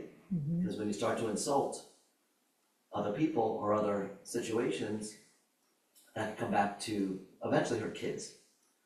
Because in this case, if it's elected officials and it's the selectmen or the town officials in any way, we need to work as a team. Right. And social media is a dangerous platform because it's a little bit less burdensome. You just kind of like lose your inhibitions almost. Oh, yeah, And there's you no say, accountability. Well, you said something before which caught my attention. It's not illegal. You're not violating freedom of speech, you're not gonna be arrested. You could be causing harm unintentionally, and it's just something to remember, especially with social media, because it's so, once it's there, it's never going away. The idea that criticizing anything else that involves other officials, it could really come back and bite the board. And if it bites the board, it bites the kids. That's right. And while unintentional, really, this is like, I asked boards to do this for 16 years of this, well, maybe not 16 with social media, but it feels like forever. That this continuously comes up, that board members will go on, and rightfully so in the sense that you're allowed to do it. But the term I've used over the years is freedom of speech does not equate to freedom from consequence. Correct. And that's just important. I always want to always inform boards just understand. Doesn't mean you can't do it, but the term insult is something to really try and stay away from at all costs, even if it's not school business. And there are consequences. I mean, and it's not in any way trying to show any reaction to, but the shooting of Charlie Kirk is an example. People were posting on both sides of the issue and then being forced to resign from the school board because it got so polarizing, no matter what you said. The emotions are too raw, people are making comments, and all of a sudden it's exploding. I remember one superintendent who, there's always a Facebook page that says, I hate the blank public schools. And there was I hate the blank public schools in this district, and the superintendent would go on there trying to gauge what was being said, I want to know what they're saying about us. But then she started responding. And then she was having a flame war with, somebody, with a 98 after the name or something, and didn't know who it was. So they're going back and forth. It turns out it was a high school student. How do you recover from something like that? You just can't. The one other thing I would say about social media is the people who tend to congregate together are of like minds. You're not convincing anybody in that group anyway. I wish I had the skill to be able to convince people who think something very strongly that I could just change their mind by a post on Facebook. It's never going to happen. So it's best to just avoid places like that. If something's really egregiously improper in terms of facts or whatever, if somebody's like lying, maybe it's some arrangement where the chair reacts or the superintendent or something. Somehow we craft a message or response if we even want to, or do we just let it go because it shows up on the feed for about 2 seconds and it's gone anyway. So Do you do a piece? If you don't, I'll keep quiet, on how to actually do that if you are a board member and it's a school-related matter? You talk about, I'm assuming Connecticut is not very different than New Jersey when it comes to the rights and responsibilities of a board member ethically, to make sure they distinctively say, I am not speaking as a board member. Is that a thing here? Not specifically, so it would come up. I'll give you an example. Yeah. So let's just say that we're doing budget season, and a board, Kate is the board president, I'm using Kate, sorry. And Kate decided to go on the board, go on Facebook, or write a letter or whatever, and just spoke by saying, you know, I reject this, I think this is a horrible budget, people should not vote for this budget, but doesn't distinctively talk about that she's saying that as Kate, which she has every right to say. I would be right, but every right to it would be a violation unless, in New Jersey, it would be a violation of their ethics if they said that and did not write a disclaimer that I am speaking on behalf of myself only, I am not speaking as a member of the Board of Education. Is that a thing? It's not as cut and dried as something in language, let me put it that. In fact, I brought copies of our K Code of Ethics. Pass them around. Which gives you some ideas on some of the things I will or I won't, I shall or I shan't. But that was not specified, but it's good practice. But even then, you know, I remember writing a letter to the editor one time. I'm speaking as a member of the public, not as a member of the Board of Education. Right. But then at the bottom, under where well, actually, it was such a controversial issue, my letter to the editor became the op-ed piece on the bottom of the page of the Hartford Current editorial. But you didn't sign it as Board of Ed. No, Nicholas Caruso, And you but explained yourself. But then they put in italics, member of the Bloomfield Board of Education. Oh, that goes back to freedom of speech does not equate to freedom of Consequences. But in my case, But you're still allowed to do it. you are, but you, as to your point, you can cause harm to the district when you do it. There was a case where the board chair was standing out in front of the referendum site on referendum day with a vote no sign. And they lost their budget. And he said, we showed them, he was a taxpayer group person, we're gonna take over the board, and they did, and they saved town money for their kids. And the board members who were there to help kids got very frustrated with that. But do you have the right to? Yes. Are you causing great harm? Absolutely. And again, sorry, I apologize, everybody. At this dais, if that same board member wanted to make the claim that they do not support this and give reasons why, that would not be unethical. Right. That is the responsibility of you as an elected official. Absolutely. It's just going outside of the dais and act as an individual. People are, if you're not disclaiming it, everyone's gonna think you are speaking for the board. And that was the part that a little problematic, and people have been filed ethics charges in New Jersey because of that all the time. Yeah, it doesn't go that far in Connecticut, unfortunately. I kind of like that idea of doing that, but just like violating FOI confidentiality issues aren't necessarily breaking any law, because our laws are written very poorly. You can walk out of an executive session and start talking about exactly what happened. Now, you could get sued if you disclose information that's harmful to someone. You can do that again? There's no penalty for violating freedom of information. That's not an ethics violation, is that? No, not unless it caused harm, then the board could file, or someone could file a complaint with the local ethics board, but there's nothing in writing that says that that is behavior that is automatically triggering, yeah. Connecticut's a very different state for stuff like that. You also. You need a roundtable with Nick for about 20 minutes. There's several of these things that really can make you crazy. You can not be removed from the Board of Education in Connecticut. So we had one teacher, one board member who actually was arrested in Florida for what he thought was a visit with a 14-year-old child in a hotel, and it ended up being an undercover police officer instead. And made the front page of the Hartford Current. It was a horrible thing. And the board, every meeting, would start with a vote to ask him to resign, because you can't remove him.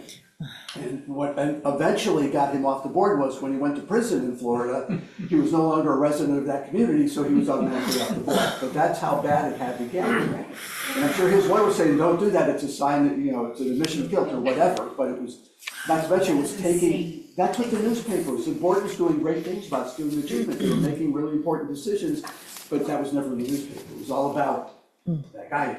It's off. Threatening's a little different than, there are twice that I'm aware of, probably more than that, where superintendents refused to meet with the board chair without a third party in the room because they were afraid of being bullied or harmed physically or whatever. What message are you sending to your Kate community? is scary. I here, I can't do it anymore. Just keep your jets where they are. I was bullied the other day. Hi, Kate. I was sent a meme. Anti-jets. Okay. I filed a charge. But you deserved it. You deserve it. In all honesty, being a Jets fan, I deserve whatever you got. I was like, well, yeah, we'll skip over that. I had to agree. We had a executive session and all agreed and it was voted for that I should send this. Yes, she was nominated. I was not riced on that executive session. You know, it's so much more fun doing this when you know it's not happening somewhere. Because if I knew this was going on, I'm like, okay, how am I gonna approach this where I'm not, well, I talked to your superintendent, he said you're doing this, and this, and like, that's not gonna go very well. So, it's good to be able to talk about these in the, theoretical. Unethical behavior, you know, just in terms of, again, it doesn't mean there's a law against it or a penalty, even when it's not like good form. It disrupts what's going on, and if you're on the board to make something happen, the last thing you wanna do is get the rest of the board angry with you, because then you're not gonna, it's, no matter how brilliant you are, no matter what you're bringing to the board and how important it is to do, they're gonna be looking at who's presenting it, and if you're the type of person that's either bad-mouthing people through social media or, you know, and it happens, then you come to the board table and say, I'd like to pass this, everybody's like, good luck. Even if it's the right thing to do, they're just, you're undermining your own credibility when you do that. Don't throw things, don't swear at each other, don't throw temper tantrums. I mean, these are all things that happen. And what happens in your community when those things happen, they're not talking about how this school is a model school that is doing all this really great stuff, they're talking about this stuff. And then you lose all your credibility. And your staff sees that too, by the way, and your staff is sitting there go, why should I follow the policies, why should I go at the direction of them when they're like crazy? I was working with a difficult board one time, and this sign was sitting on the wall behind them, and I finally took a picture of it and I said, let's go through this list. Be on time, be prepared to work, be respectful and courteous, keep hand, feet, and objects to selves, follow the dress code, no candy or gum, no fighting or instigating trouble. All these rules that we'd expect, this was a middle school, so what is that, up to 8th grade. We expect that from our students. Did I unplug you? Nope, you're good. We should be having those same similar rules for ourselves. Just makes sense. I will say, in terms of behavior, I was a bad board member for the first 3 years, probably, definitely the first 2 years. I was my superintendent's nightmare board member. Now, in fairness, I was right, and he was not the right person for the job. But I went in like, and I didn't start with that. He had actually been vice principal of my school when I was there. I had nothing but respect for the man. His son was, I think, a year ahead of me in high school. I knew him. I did not go in with the intention of causing trouble, but started by just talking to the superintendent. Said, could I just come, brand new board member, could I just come in and talk and you have a better sense of what I do for a living as a board member, understand how things work better? He goes, why do you want to do that? That was the first warning sign. So I just want to be a better board member.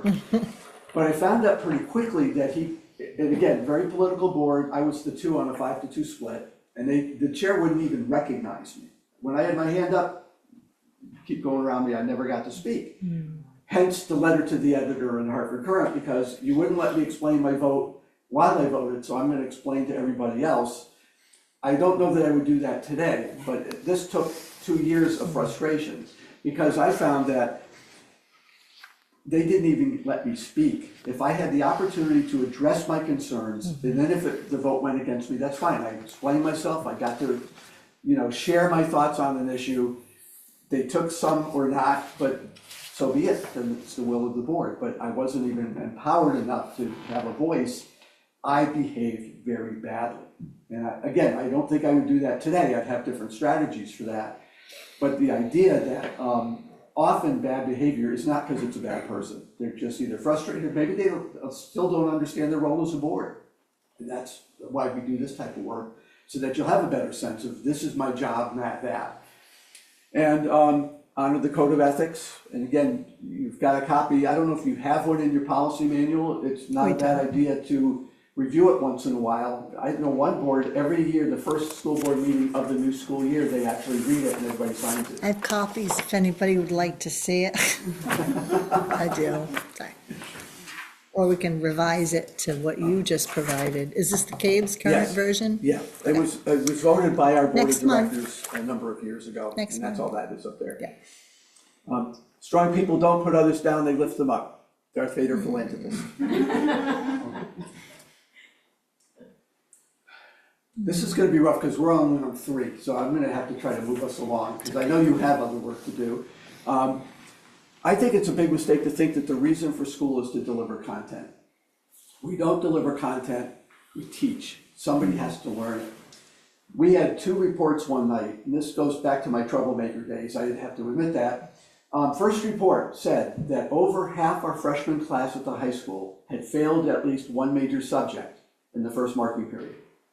So, it's, October or whatever, when the first marking period's over, half our freshman class failed at least one major subject. There was a, how could that be? And the superintendent said, it's all right, we figured out what's wrong, we fixed it. And that was the end of it. Nobody knew what that was, what the fix was, but don't worry, I took care of it. I was new, I was a little unsure of myself, so I didn't challenge that. But then the second report was the one that triggered me, because the second one was the annual report of our teacher evaluation results. And they just, broad generalities, what percentage of our high school teachers do you think were excellent? 90% were excellent. And that's when I raised my hand and they go, oh no, here he goes again. Why is it that half our kids are failing, but 90% of our teachers are excellent?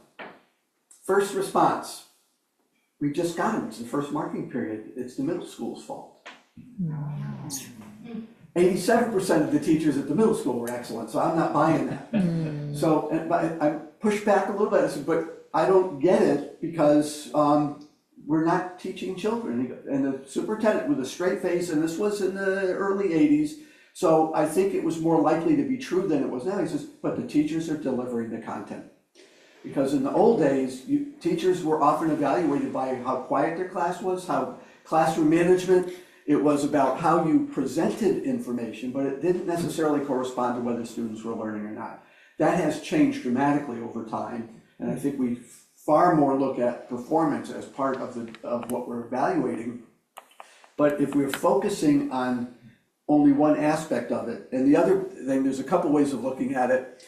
The old way, some kids are going to learn it, some won't, and if they don't, it's their fault. That's what we used to think about children. Well, you know, we gave it to them, it's not, they didn't work hard enough, or they didn't try hard enough. Whereas nowadays, I think there's a different assumption, all students can learn it and will learn it, and if they don't, it's our fault. We failed them if children didn't learn, and I truly believe that. The adults have to make the move to help children learn.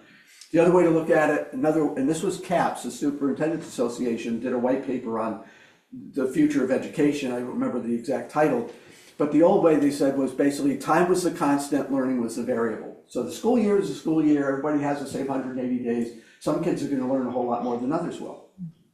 And now there's a different paradigm where it's really time is the variable and learning is the constant. So our assumption is every kid's going to learn it, but some are going to do it quicker than others. And again, a school like this is much more likely to be able to do that because you can help each child at their pace. You can have a much greater likelihood of doing that than you can when there's 20,000 kids in a school district. So again, the focus has to be on learning. And if we're not talking about learning, here's the killer bees. Budget, boilers, I forgot boilers before, books, buildings, buses, and snow blowers. Publicly challenging the vote after it's been passed. And again, either you're criticizing the board, you know, a reporter might call you, we don't have reporters like we used to, but if a reporter called and said, why'd you vote no on that last night? There's 2 ways you can respond to that. The first one is, I know, can you believe those idiots passed that stupid thing? That's one reaction, and it will get press, not good press. The other is, well, you know, we carefully thought this through, and frankly, while I had a couple concerns over it, the board saw fit to make it happen, and it's our job to make sure it's successful. There's two ways of answering that question. And I think as long as you've had a chance to influence the vote, you're much more likely to answer that second way than you would if you didn't have that chance. A lot of pressure on you, Kate. And the other thing, not contributing to the consensus when you disagree, after I stopped beating my head against the wall and trying to get myself heard, I just pouted for about 6 months. I didn't say a word, I just looked miserable. And the only one that was miserable was me. Nobody else really noticed. So you just have to continue to try to contribute and participate as best you can. I'm thinking about how I'm going to change this because this is kind of outdated now. There's 3 branches of government, right? We all know checks and balances. And there's the legislative branch, executive branch, and judicial branch. One of the challenges as a school board is you're all 3 branches. You're the legislative branch, you pass policy. That's the law of the district. So you are policymakers, you are the legislative branch. You're the executive branch. You work through a chief executive officer, but the board sees that the budget is implemented, that the decisions are made, that the work is ongoing. So in essence, you're executing the legislation.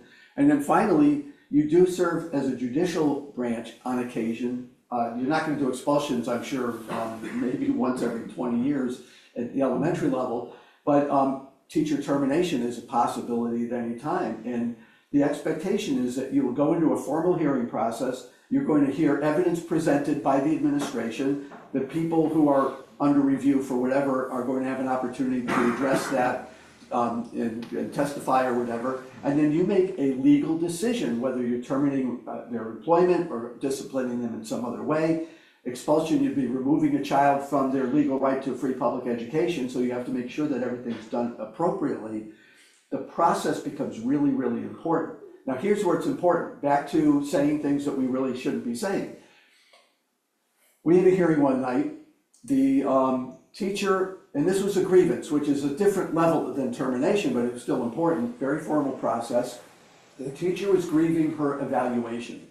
I got evaluated fair and I'm excellent, and I should have been rated excellent. Now that wasn't even grievable in our contract, so that should have been a 10-minute meeting, you know. Here's my complaint, sorry, that's not subject to grievance in your contract, so we're going to adjourn the meeting. That's what should have happened. In fact, we didn't even hire the high-priced Shipman and Goodman attorney to come in for that night because pro forma, you know, we're going to sit down, we'll say not appropriate, end the meeting. We had the assistant town attorney who didn't really know, he was somebody's brother-in-law, you know, back to nepotism. So the meeting starts, the attorney gets up representing the teacher and points to one of the board members and goes, Ms. Miller, isn't it true that you were in the supermarket talking to Mrs. So-and-so on April 3rd and you said this is the worst teacher your child ever had? How did you hear that? This is verbatim. How did you hear that? Doesn't matter how I heard it, is it true? Well, yeah, but how did you hear that? Now, we are in a quandary now because we have a board member who's now verbally been out misrepresenting or, you know, having an opinion in an informal hearing or a formal hearing, recessed the meeting, called our high-priced attorney, more than willing to drive 45 minutes in.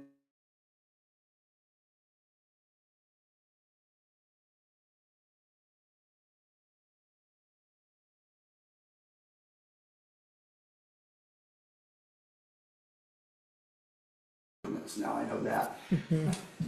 We had the same result because the contract was not violated, but we had to make sure every I was dotted, every T was crossed. We had to make sure that her rights, the teacher's rights, were not abridged in any way. It caused all kinds of chaos because a board member was flippant in the supermarket, and that can happen at any time. These things, this is the other curse of these things, they record. They'll record video, they record audio, and they're always on. And if you get caught in something, you can't back out of it. And I would say that if you're ever in a situation where there's a hearing and you walk in and it's like, uh-oh, I know this person. Or, you know, if it was an expulsion, it's the kid that set my garbage can on fire last summer. I've got to recuse myself, and that's the expectation. If I can't be a part of this impartially, I'm going to recuse myself. If you're never sure, if you're not sure, call the chair, call the superintendent if you have to. I'm not sure, I'm conflicted. I know this person, I grew up in Bloomfield, I was on the board in Bloomfield, but a lot of these people were my teachers when it came to staff. At first I recused myself from everything, and finally the chair and the superintendent came up and said, this is when we got a good chair and a good superintendent. You know, you don't need to do that. If it's something where there's a direct connection, maybe, you know, we could talk about it, but you don't have to recuse yourself for everything. But if it smells wrong or if it feels wrong, by all means, feel free to recuse yourself. But the opposite is if you don't recuse yourself, it could have harm to the decision later.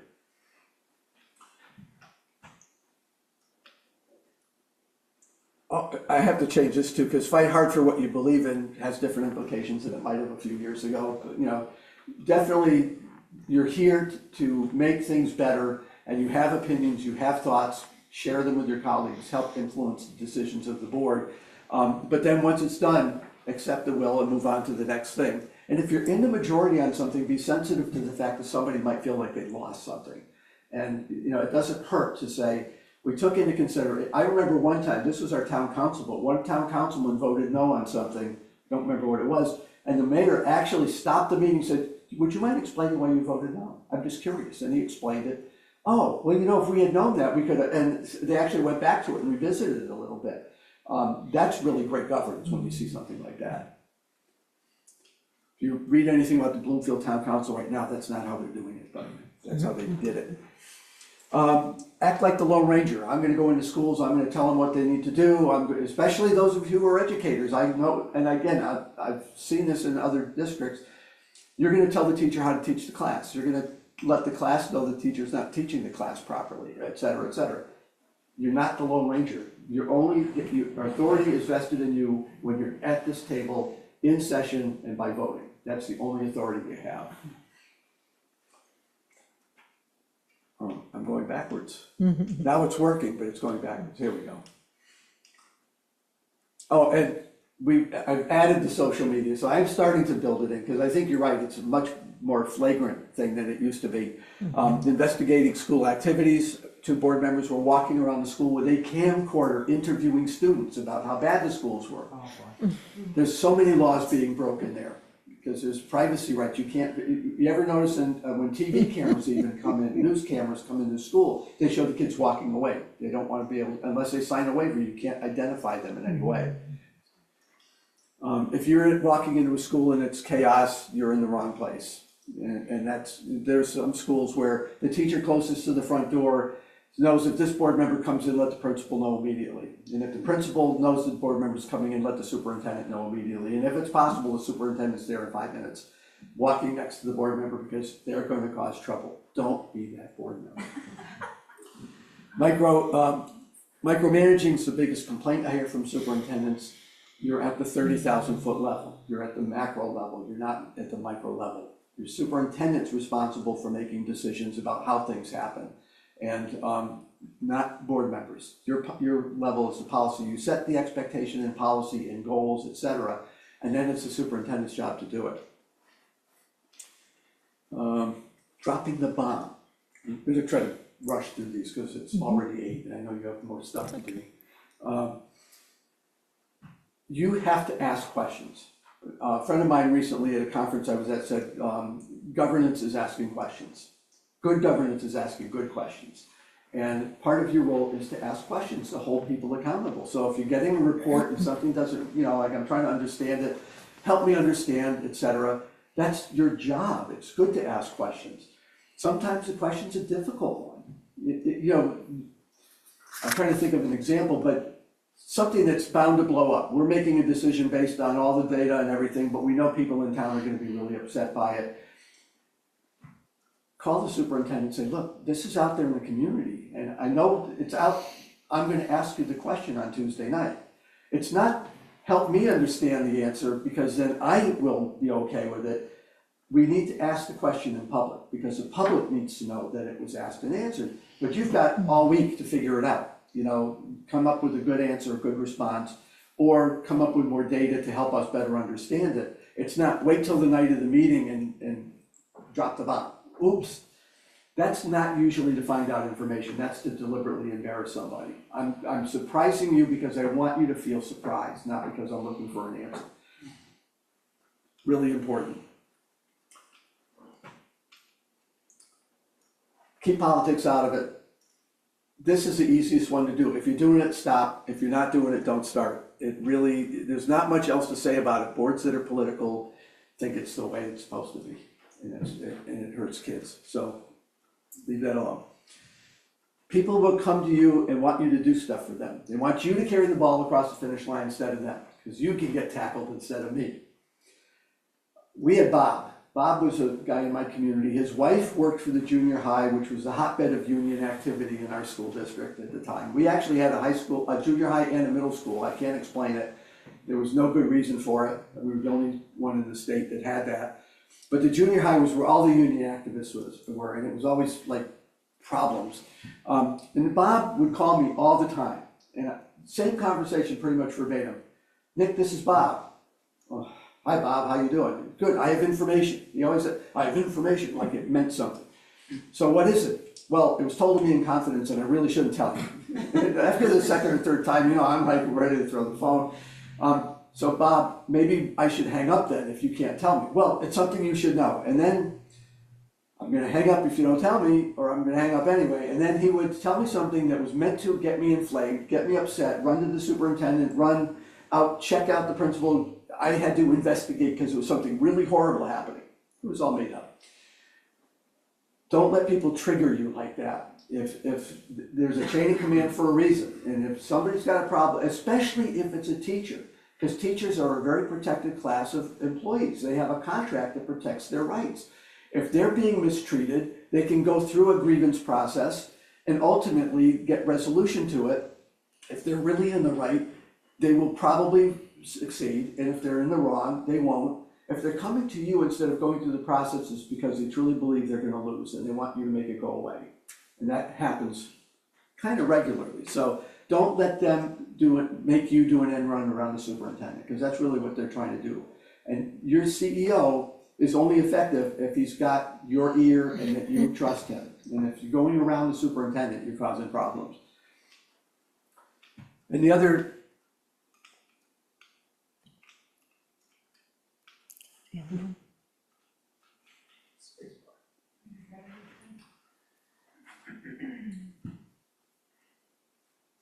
if you have hidden agendas, I think that's the next one here is, Is your space bar not working? Oh. Oh, you lost something. Join in again, or just, did I unzoom? I guess it Yeah. lost the It Zoom looks like it's connection. reconnecting. Okay. I know. Who's got a point on this side? Well, I'll tell you what, let me just go through the rest of them real quick. Is that better? So I'll just walk through the last couple, because this is, I'm sensitive to your time as well. Sometimes board members have their own hidden agendas. Actually, rarely very hidden. People usually know exactly what you're trying to do. The problem with the single issue board member is that either you're gonna get what you want, and then what do you do for the next year or two? Or you don't get what you want, and then you really don't know what to do with yourself for the next couple of years. It doesn't help to come in. And I would say if you have concerns as a new board member particularly, it doesn't hurt to sit down and talk to the chair or the superintendent. Say, this is something I'm kind of thinking about. Help me understand what we do here, or could you hear my concerns? If we have conversations, we can often, make things happen much more effectively than it, especially if we're trying to do it by sort of going around the edges. I'm gonna get information and I've got in mind what I'm looking for that nobody else does, because I'm almost secretive about it. That's not gonna get you where you need to go. So you wanna think about how we can get conversations around these issues in a way that actually has some meaning. And I'd say starting with a conversation with the chair to say, I'm really serious about this and I'd really like to see what we can do about it. It might be that the information you've been basing your opinion on isn't necessarily accurate, and you can at least learn that. Confidentiality is another big deal. It gets back to FOI.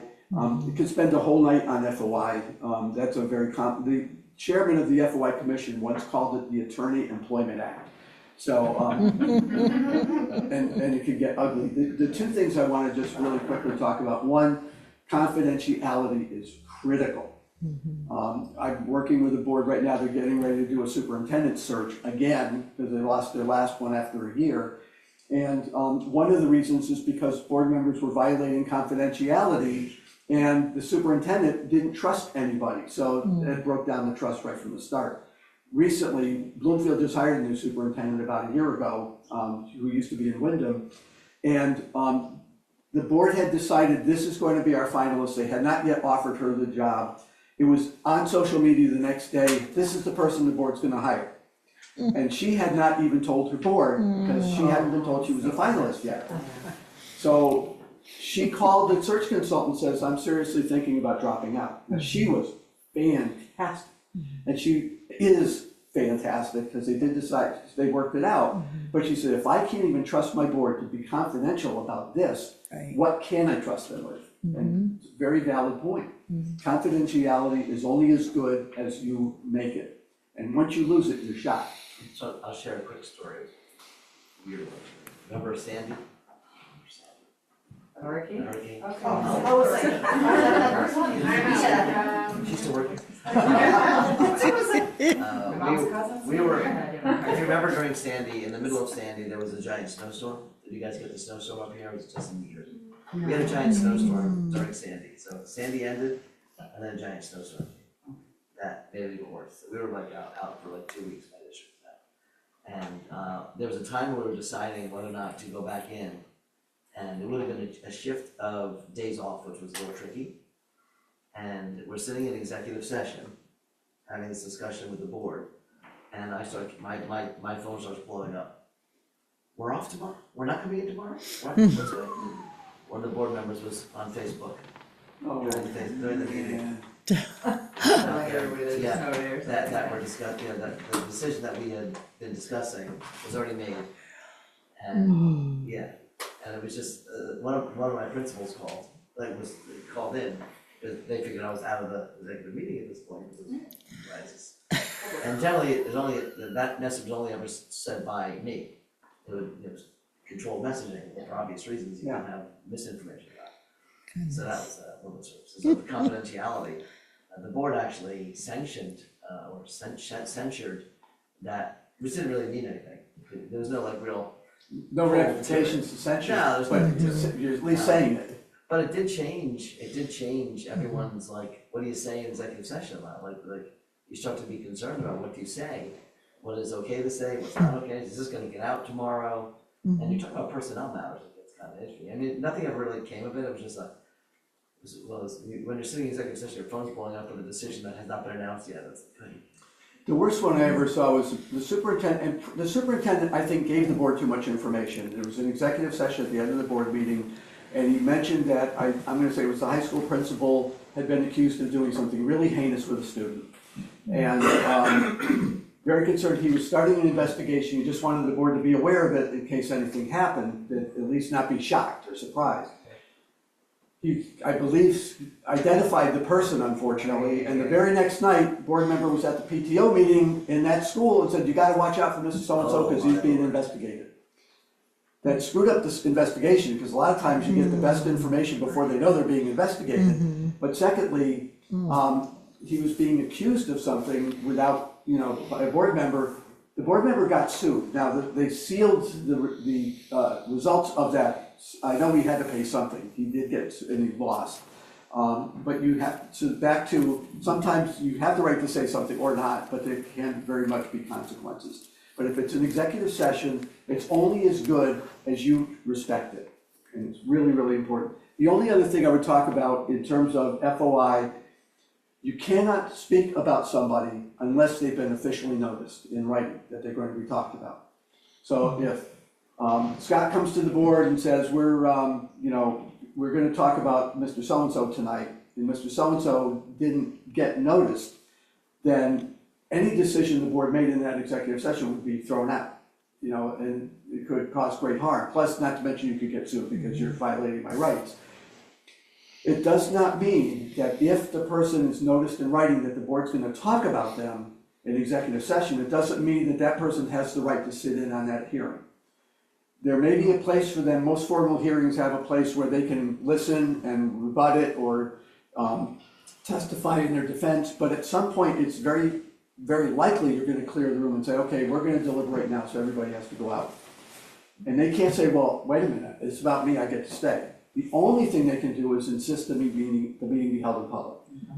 So, and as a chair, at that point in the meeting where we're about to go into executive session, I want to remind you that you have the right to, request this be held in public, which means the reporters can be here, there can be a camera on, you can be on, you'll be zoomed. If you insist on it, we will do it, but that's your decision. But once they've made that decision, they also can't go back and say, oh, wait, stop, I want this to go into executive session again, it's too late. Considering staff the enemy, too bad, these are kind of dramatic. These quotes, we'd have a lot more money to help kids learn if we didn't have so many teachers on the payroll. Now, I have heard people say things like that, but when a school board member says that, we're in big trouble, because that's where the money hits the road, that rubber hits the road. I would prefer, in the perfect world, that 100% of our budget be on teacher salaries, because that means we're putting the money where the actual magic takes place. Well, actually, I've changed it, it's probably 50-50, 50% teacher salaries, 50% professional development, because we want to give them all the resources they need to be effective. But if board members are starting to think that way, we have a problem. They're not the public, just staff. Sometimes boards sort of lose sight. A lot of teachers in the room tonight, they're obviously very concerned about what we're talking about. They're not the public, they're staff. We have way too many administrators, not here, I'm sure. But that is a common thread. In fact, in Bridgeport, when they were faced with that $23 million deficit, one of the board members said, we're not going to get rid of a single teacher, but we'll get rid of all the administrators if we have to. But long term, that's the worst thing you can do, because without educational leadership in the building, without those administrators helping guide the instruction, you're not going to be successful. I've done work with administrative teams, and I am amazed at the work they do. So again, if you're ever as a board member thinking those kinds of things, ask, could you just help me understand what our staff does? Maybe, let me talk to a principal or something, just to get a sense of the work they do, because it's really remarkable how much they get done. And last one is ignoring policy. Your policy manual is the book of law for the school district. And your expectation is that everybody in the district must obey policy without exception. In other words, Scott can't look at a policy, I don't think this is the right response for this type of thing, so I'm just not going to do it. He can't do that. Now, what he can do is come to the board and say, I have an issue. Here's what the policy says I have to do. I think it's the wrong response. This is what I prefer to do. The board can vote to set aside that policy for that particular issue and give him permission to do what he thinks is right. We had a carnival in town one day, and I, very foolishly, again, I was young and I hadn't learned a lot of things yet, I pushed through a zero tolerance policy on weapons. In fairness, it was around the time of Columbine. Everybody was scared to death about what was happening. And you show up in school with a weapon, immediate minimum 30-day expulsion. You still have to go through the hearing process and all that. You can't just automatically throw a kid out of school. There's a hearing, formal hearing. But it would be a minimum 30 days, up to 180 days if it was a weapon. About a month into this new policy, the superintendent came to the board at a meeting and said, I have a real dilemma. There was a carnival in town. One of the prizes for throwing the balls at things was a little pocket knife. They're not sharp, you can't even cut butter with them. You can't even cut soft butter with them. They're not real weapons. And these kids are just, look what I want, look, they're not in any way threatening each other, harming each other. They're just being stupid, fifth graders. And he says, but according to your policy, I have to throw them all out of school for a minimum of 30 days. What do you want me to do? And of course, we didn't want him to throw them out of school. So we waived the policy for that particular situation, gave him authority to make the decision he thought was appropriate. But then we also scheduled a policy committee meeting and said, we're gonna fix the policy, because that was obviously a very stupid thing to do. It was more about intent, causing harm, threats, and all. It was behavior rather than the actual weapon. So that was, I'm trying to rush through the last part of this because I know you have stuff to do. Any questions? So many. Keep thinking.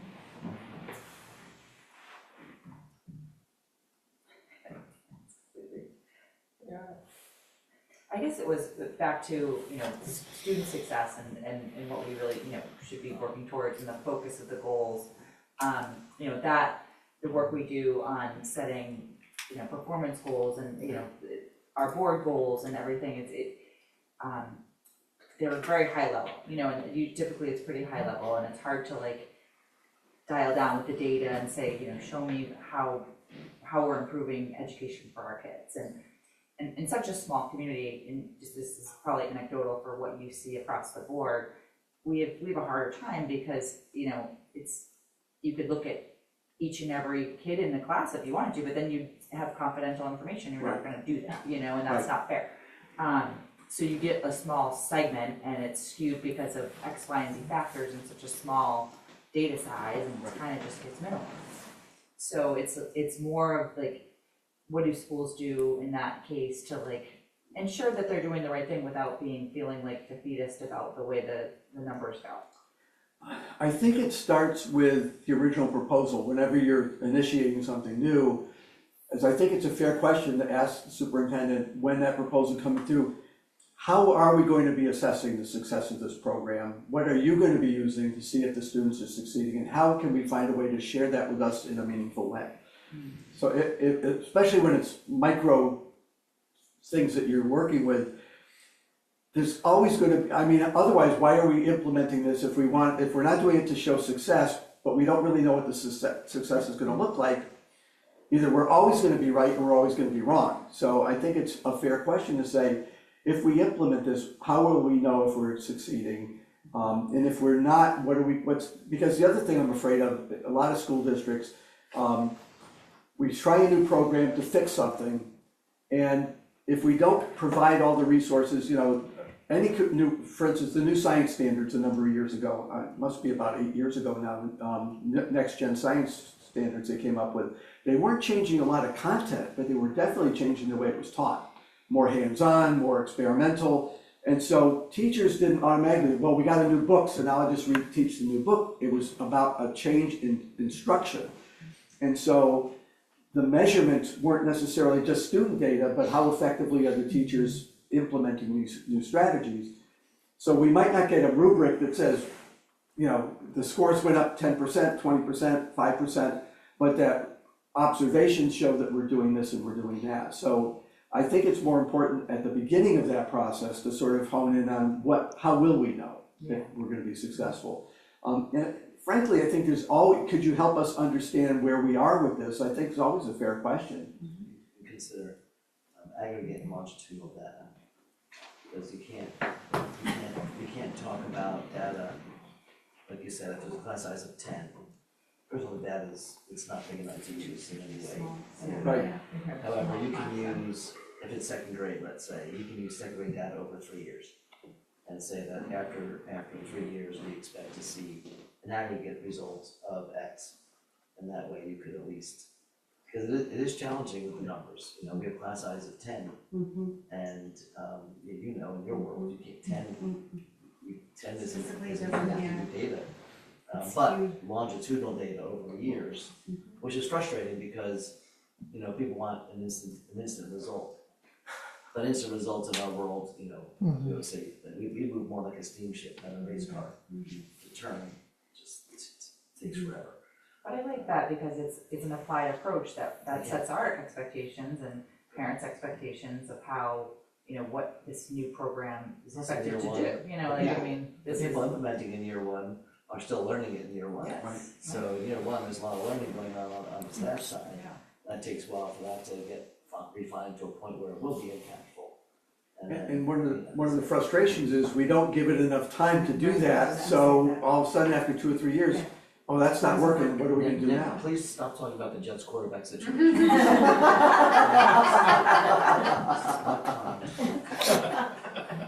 You put him up to that. I did. If I say this just right, it'll get right back. Yeah. You still deserve it. And I think with programs too, it takes a couple of years for teachers to really feel confident in the program, right? So you've changed their way of thinking, you've changed their way of teaching, their mode of instruction, and you know, they're not gonna be great at it the first year. They're gonna, you know, kind of wade through murky waters the first And year. also, Val, you don't want, as a teacher, Right, to then be hit correct. because the kids didn't get a 10% Percent, right. increase in the first year. Yeah. When you're, because that's gonna defeat Right. you, and then once you're defeated, getting to the next layer. Yeah. So we have to do a lot of internal data, not outward reporting data in the first year or even 2 years, depending on the scenario, where you know your data, but I'm not, as the superintendent, coming at you because of the data. We have to accept the fact that we need time to digest the new learning or the new thing or whatever it is. And there are good ways to do that, and without causing the immediate defeat when it doesn't go as well as you had planned. But I think it gives a great opportunity for reflection on the program. As long as you're not getting hit. You know, right, so, you know, you do year one, you're wading through the waters, and at the end of year one, you're like, whew, we got through this, what do we need to do differently next year? These are the outcomes from this year, what do we need to do next year? And instead of having an evaluation of the teacher per se, it's more of a discussion on a reflection of the teacher. You know, the teacher has sat and reflected, and these are some things that were great, and these are some things that weren't. How can we support those pieces? Because it's gonna take a good 3 years before that teacher says, I know the material, I've got it, I can, you know, seamlessly get through what I need to get through and have those outcomes. So I think it's the community and the way that we work with those new programs as a reflective process rather than as an evaluative process of the teacher's skills. And I kind of moved away over the years from that. We're gonna have a 2% incremental change or a 3% incremental change, and our basic skills numbers or our kids that didn't pass the test are gonna go up by 3% in that year. Those don't work. If you wanna change the result, change the practice, get the practice refined, and the result should come if it's the right practice. And therefore assessing those elements without using the data of the, I can do this all day, so I should move on from this. But, I know it's kind of a loaded question, it's just more of, and I just like the approach, it sounds like we're in agreement, but it helps shape us as we start our work. Yeah. You know, I mean, there's always, we continue our work, but thinking of today forward and a starting point of how we wanna think about our goals for the year, and we formulate our goals and so forth, and we always wanna get it back to the kid, and that you know, always knowing that it's in our specific district, it's smaller, you know, and it's harder to we don't wanna micromanage anything, you know, that's not our job to micromanage anything, but it's good to be involved in the process of finding out and getting touch points on how things are going. And it's important as a board to know that the people who are supposed to be doing that, in fact, are. I mean, I want my administration to be looking at data. I want teachers to inform their instruction by looking at results from the last one, so to help, what do I have to change to be better? Or those individual children that maybe learn from a different style, how do I change my instruction to make sure that they benefit from it? That's at the building level, at the teachers, at the principal level, at the you know, but not the board level. But you do want to know that somebody's doing that. I was gonna say, and having been here over the years, every once in a while, we get a class with some that is extremely smart. They all do well, being a small school, and then the numbers go boom, boom, boom, and then we followed by some not necessarily mediocre, but middle range students, and so, why did our numbers drop so much? Well, the numbers are so small, it just takes yeah, a small group to Plus you You know, can't look at change grade it. over, you can't look at grade over grade, Yeah. to look at, you have to look at And kids in growth scenarios and from year to the Long following year. term, Kids you are can just- look where, as they Yeah, go relative along, data which versus grade, yeah. what that really great grade is doing. But then you have some others that are just medium, middle of the road, and those are the ones you really want to be looking at, seeing are we making any difference in them? Because the really smart grade with like 8 or 10 that are all in the 90% range or something, doesn't really show us what we're doing. It just shows what they're doing. Well, I think that's why it's important that your teacher, your principal is looking at individual student data, because you're still measuring growth. Yeah. you know, the child, if they're starting here, you know, we did our lighthouse work with Wyndham, and part of that was looking at their data. Now, Wyndham has the largest achievement gap in Connecticut and a very struggling district.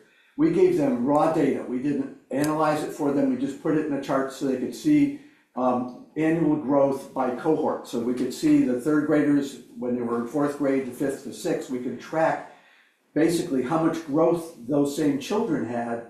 We didn't analyze it in any way for them. We just gave it to them, said, spend some time looking at it and tell us what you think. And what was fascinating was that while the end results, the numbers were pretty bad, they were having phenomenal growth from year to year to year, because they were starting at like 5% success. So even if you go to 10% higher in a year, it's still only 15. So it took time, but they were showing some significant teaching going on. But what it also, and we were trying to get the board to look at is, okay, looking at this, what's the next question you want to ask? Well, why is it between fourth and fifth grade there was a tremendous drop off? And one board member goes, well, that's because all the kids go to a different middle school. Well, then why the next year did they all jump right back up? Obviously something's happening between fourth and fifth grade, but it might not be that. What's another good question you'd want to ask? And so we're trying to get them to sort of inquisitive attitude, you know, every time we get a data point, now what? What does that mean? And what we saw was they were doing some incredible things in that district, but they had to really start to focus on, we have to really get down to the lower grades and help these kids learn to read quicker, do math quicker, so that will influence all the rest of it. But they needed to see that data. But one board member actually said, I've been on this board 20 years, how come I didn't know any of this? Because in that district, that wasn't the type of data that they felt was gonna help the board make decisions. You wound me up, I'm sorry, I can just keep going, but I'm not. I'll let maybe the new board, is there any burning questions before he goes, or is it, it's just soaking it all in, but you guys get the floor for your last question. You're welcome. I'm soaking it all in. It was very informative, thank you. Yeah. You're welcome. I'm always available. Give a call to CABE if you need anything. Email ncaruso@cabe.org. Always willing to help, always willing to come out, so see you in a couple of years. Thank you, Matt. You're Sooner very than that, welcome. hopefully. This summer. Thank you so much. Very, very helpful. I was scheduled to go to Salem on the 29th, and then the chair says, well, we have this thing on the February 9th too, that maybe it would be better to go to that instead. I said, I'll go to both. So I'm more than happy to come out as often as you call. Nice. Thank you very much for your time. You're very welcome. Happy New Year. Here, Nick. Oh, same to you, thank you. Thank you. I knew I was gonna forget this. It's okay, those are the Almost did. extras. Thank you. Dee Dee? Does anybody need a break? That's ours, yeah. That's what I'm- Thank you. Let's go through. Thank you so much. We'll keep on, but feel free to. We need to. We have the consent agenda as our next point of business. Do we have a motion to approve the consent agenda as presented? Motion. Second. All in favor? Aye. Aye. Opposed? Unheard? Motion passes. We have our reports, our superintendent report.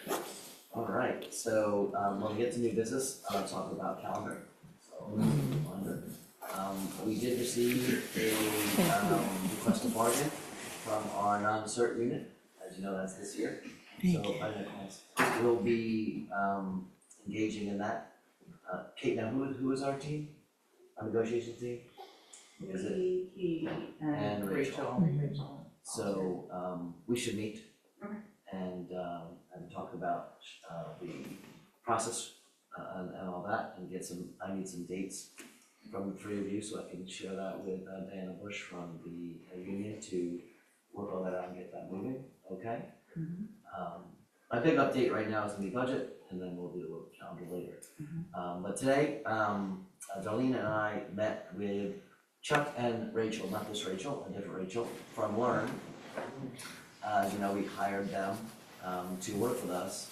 Great opening meeting, we're very, very productive. They are gonna work on some of the key things that we feel we need some support with. Number one is, as I shared with you, opening the 2% non-lapsing account. We wanna make sure we do that right. We wanna make sure that's all on the up and up. And so they're gonna support us with that. We'll probably be reaching out to the town as well on that. The other one is working on E-rate, as I shared with you about E-rate. E-rate is gonna be about a 30% discount on most of our technology expenses going forward. That's pretty huge, depending on any given year, could be quite a bit of money. We're going to use it as a discount, almost as a coupon rather than a rebate. You can choose how you wanna do that. That's the easiest way for us to do that. One of the big ones, which is a very interesting one, is creating SOPs. If you're not familiar with the language, standard operating procedure manuals. Rachel, part of Learn, is going to work with our structure in the business office. So it helps build redundancy and outlines process in all the various business things that have to happen. So that's a huge one because there's not a lot written down. There's a lot of institutional knowledge, which is great, but things do change and you never want to be stuck without redundancy and preparedness. So that was pretty huge, along with a bunch of other things, which we'll talk about as we go through the budget. But right now we are in the middle of the budget work and identifying specific lines that will be addressed. And the way that works, if you guys all receive those documents that talk about the budget, where we are, I do the same thing, and I am doing a lot of questioning right now, a lot of tormenting of those two over there, which was pre-meeting today was torment Lloyd and Amy. That was the initial meeting. But really, it just comes down to, I don't fudge numbers. So if we're gonna have the number issue, you're gonna know there's a number issue. I'm also very conservative with spending. But the big approach that I take, and I'm sure this is what you're used to, is managing a budget that keeps the concentric purpose why we exist here intact. I mean, you keep learning intact. You avoid everything that has to do with learning if at all possible. And you take everything else into consideration. And that is the approach that I'll be taking with the budget, unless that's not what you would think. I think that's probably what the board would expect. That's not so easy necessarily, especially when we're not gonna see the percentage that, every district would want every year. To roll over a budget, if you just think about how much it would cost to do everything today, tomorrow, in any district, pretty much it runs about 4 to 6%. And I don't know of any district getting 4 to 6% in any given year, pretty much. So how you manage that year over year has to do with how you work around the edges and look for savings. So things like E-rate. If E-rate saves us $8,000, that's $8,000. And if you can do that enough times with various things, you're able to continuously go forward without hitting the things that. So my hope is when I produce a budget for you and then ultimately select in the town, it would be something where we are spending fiscally responsibly, but kids wouldn't feel a thing. If anything, they get improved circumstance, not reduced circumstance. So that's the work. It's fun work. I enjoy that work. Learning Connecticut is tricky, as you can see. Some of these crazy things. Of course, if you went to New Jersey, we do crazy things in New Jersey. But I'll give you some of the challenges. Okay, most of them are Lloyd. Lloyd is my biggest challenge. Okay, let's be honest. Lloyd is my biggest challenge. Trying to work with the man is a big challenge. All he wants to do is spend. All he wants to do. So we have a. He's the biggest trick-or-treater out. I want Lloyd. So special education is not driven by anything but what kids need and what's in their IEPs. So I tease Lloyd because I think Lloyd can do about it, right? He can't say, well, we're not gonna deliver this program. He can't do that. And I remember interviewing for a superintendent position years and years and years ago. And during this one of the interviews, the board said, I remember we went to the director of special services, we told that person to cut his budget by 10%. Well, that isn't the way it could work. You could tell me to cut 10%, but I can't tell Lloyd to cut 10%. Because that could be a violation of IEPs to do that, and therefore you'll be sued, and then you'll be spending more money with attorneys. So you can't do that. We can be smart about our spending in special education, we can do all kinds of good things with it, but it doesn't come with you gotta stay in this budget. Sometimes we try, it doesn't really work that way. So when kids move on to high school, it becomes even more challenging in a send-receive relationship, which is what we have here. We send kids, high schools receive kids. So while I like this much better in Connecticut than New Jersey, because we still own the IEPs in high school, in New Jersey you lose the IEPs, even though you foot the bill. Bad design in a K-8 system like this. So Lloyd is involved in all of that and works with the receiving districts to manage all this. It's a lot of work, but you still can't control it the same way. So we have kids, so let's say right now we have a kid that might be in a special education class, receiving a program, moves up to 9th grade, it's the exact same program, but now that's gonna cost us $30,000. That's the reality of a send-receive relationship. So that's a serious amount of money, so it's significant. We are actually adding more special needs tuitions next year than we are losing.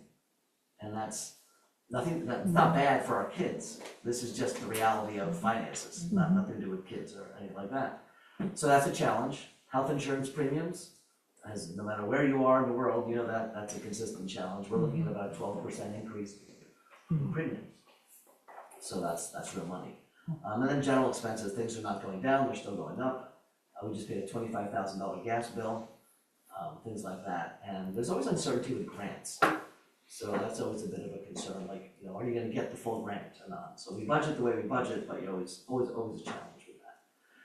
Yeah, some positives are E-rate, right? Fresh off, easy one. And I'll be honest with you, the work involved with E-rate for us was, I signed 3 papers today. I'm sorry, what does E-rate mean? E-rate is a grant program that gives districts money to support their technology infrastructure. Oh, okay. And the coupon or the discount you receive on your purchases is related to your free and reduced lunch population. So if you have about a 30% free and reduced lunch population, that's the percentage you'll receive off of the purchases. And that's done through a grant. Either the grant can be done in 2 ways. It could be a discount off the purchase, or it could be a rebate. We just took discount, it's easier for us to manage. That's a positive.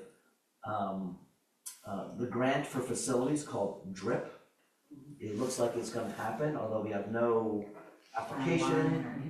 It's a wacky thing, but that's gonna be about $40,000. That allows us to keep money in operations and not move it to maintenance, because we do have a project in AC that's gonna need to happen. The creation of a 2% non-lapsing account is gonna be great for us. And then we're working through, I'm not gonna get into it all specifically right now, but I will be shortly.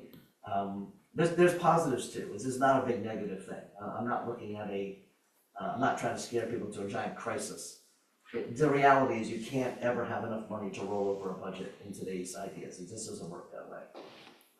So it's a question of having to do all of these things on the operations side of the system, so we can avoid the education side of the system and still maintain our funding for our kids. So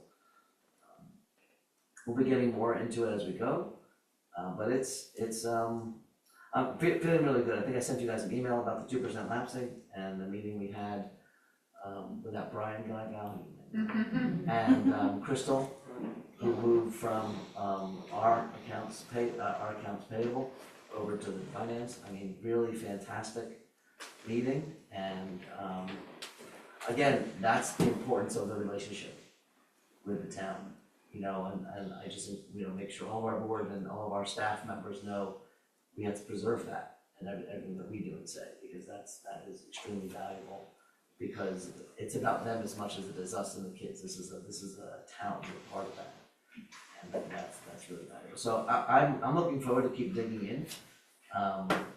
Darlena has been my right hand, my left hand, I think both my feet, and you have heels and heels. Oh my God. With a pink pen. Bright pink heels. Sparkles. Sorry. I joked one day, she said, I'm out of pink and purple pens. I'm like, Thank goodness for Amazon. But really, I'm not confident we're gonna be in great shape, but I'm not also thinking we're gonna be in crisis mode. I'm seeing enough that I think we're gonna get through this and begin educating the town's people on the driving factors, and we'll work through this together. So I'm very happy to have our new team aboard, Chuck and Rachel. Chuck is a former VA and Rachel is, I think, like an accountant type. Is that, yeah. And both very smart and very knowledgeable about all things that we need, and I think we'll be a lot stronger as a result for the future as a result of their support. How was it decided on when in general? I know we first contacted technology-wise too, that's going well smoothly. Yeah, and it's still in the beginning, but you know, kinks, transition kinks, and we're We still. had somebody, permanent person. No, not really. not, yeah, we had a permanent person, and now we have. I mean, I'm saying, as in we hired someone, so Mr. C was our technology coordinator, and now we just have one. So it's, I know it's gonna be a transition. Yeah, it's a transition, and they have two levels. They have an admin and a tech. So the tech is here when things are going well, 3 days a week, and the admin is 1 day a week. And still working through all that, and we want to make sure that we're providing what we need for our staff so they can provide it to the kids. Just a personal comment, they've been extremely helpful. Good. They're really good people, very responsive. I've had some issues with technology in my office, and they're just very competent, very responsive. I'm very pleased. Great to hear. So I have a question. You said that we spent 25,000 on gas. I know that we have a diesel tank in the back. Have we thought about putting a gas tank in the back to maybe To install our own. minimize that? Or is it gonna be the same price anyway? Yeah, I mean, the gas you purchase is the gas you purchase. So I'm not sure it would be a savings, but it's something we could definitely look into to I'm see. just curious. I mean, Yeah, I don't know sure. where it's being filled up. I'm assuming it's some of the gas stations out here, which compared to Rhode Island prices are a bit on the high side right now. So Yeah. I didn't know I have to what look the into seeing viability that. of that would even be. I'm just, thinking out loud. Off the top of my head, I would think we're not big enough Okay. to handle it, but maybe I'm wrong. So we're looking at it. I Can't just hurt. knew we had diesel, so I was like, well, if we have diesel, why can't we, do the same thing back there, buy in bulk? Right, Would it be cheaper? I guess. yeah, not sure. We can look at that one, Dee Dee? Yep. Anything else for me on budget or any other topic? I'm focus a lot on budget right now for the next few months. Yeah, you get about 10 minutes less on your budget section, just because we talked about it already. Was there a budget section? Yeah, it's a budget section There is? in old business. Oh, old business. I did old business already. All business is checked. Really? That's it. We love it. Oh, gosh. I was like, then we gotta get the report now we gotta look No. 6 year You look back. The look back is coming. I haven't started my presentations yet, just I was wait. legitimately like, wait, I know there's gonna be another hour involved here, so I'm taking 10 minutes. Now I can, if you like, I can go. No, it's okay. Thank you, all right, all good. Would you like to screen share? Do you have like a budget calendar so we know like? Yeah, then we gave out the budget calendar already, you wanna? A budget calendar? No, not this. We didn't really develop one because you Okay. do it your way. It was Yeah, different but than, I have a budget calendar, yeah. so. But they I'll haven't, send they it haven't out. seen that yet. Let's send it out tomorrow. Okay, We'll work on that. Yeah. And I'll get that to you tomorrow. Great. There's an added component here, because you work with the town. In New Jersey, you don't. That's a whole other layer. Right, Yeah, which would make you yeah. have to stay on your, Yeah. on time with it because of the notice periods and so forth. Yep, Yep. okay. Well, thank you for that. Principal report. I'll just say that everybody's sick. If your kids come home sick, everybody's sick, there's flu, there's a lot of flu going around right now. Yeah, and it's been, to rise by another 20% in the next 2 or 3 weeks. it's been pretty bad, we've heard people have had flu shots, things like that, so just everybody out there, yes, food is going around. One of the, huh? Hey. And Hey, it's all on. I heard a B, but. A, B, Do you C, guys have like a lot of D. hand, foot, mouth? I heard hand, foot, mouth was going around in Yes. schools also. yes, we did. Really bad. Earlier, like November, November. And even older kids, because we have siblings, right? So we're like one big family here, so everybody's, plays at everybody else's house and things like that, and hand, foot, mouth happen. How about the stomach bug? Let's just go for the trifecta. Yeah, so people this week have been out for the stomach bug, so that's like normal, right? You get that little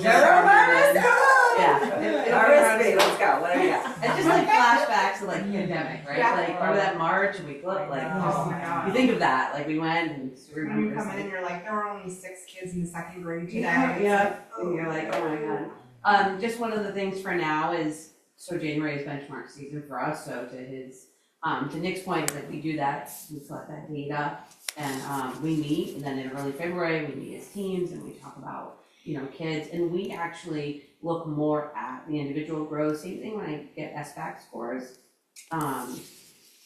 We look at like, do they go from this level to this level? Because grader wise, it's hard when there's only a few, but we do that a lot, and like, okay, what happened between that this year and that year? We have those discussions.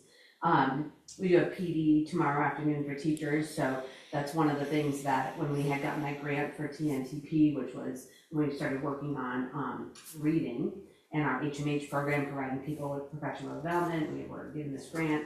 So those younger teachers will be working on it's called unit internalization, so they'll be working on units.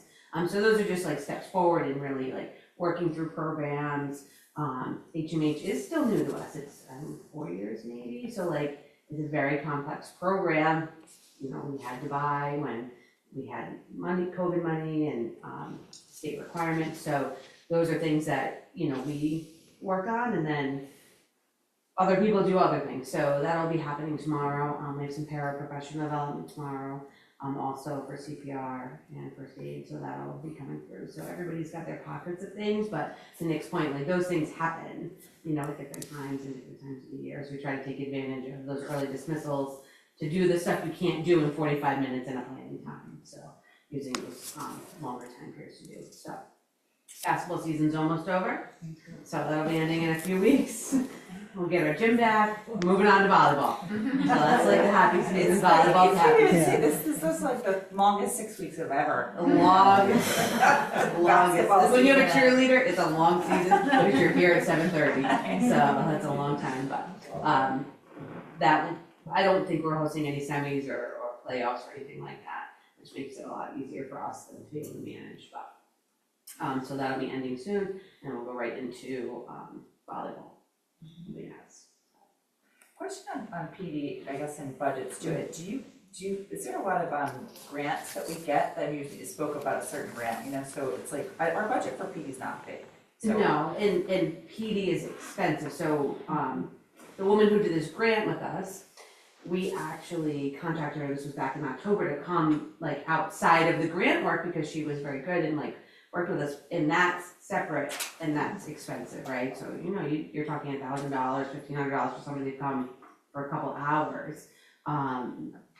So those big things don't, always happen. A lot now is online, and within the teacher's contract, the board provides $300 a year for teachers to access, but it's really not in person as much. It's really a lot is online. You're buying like seats to like a writing workshop and things like that. And that's part of that budget also. Make sure you're getting enough. Yeah. Really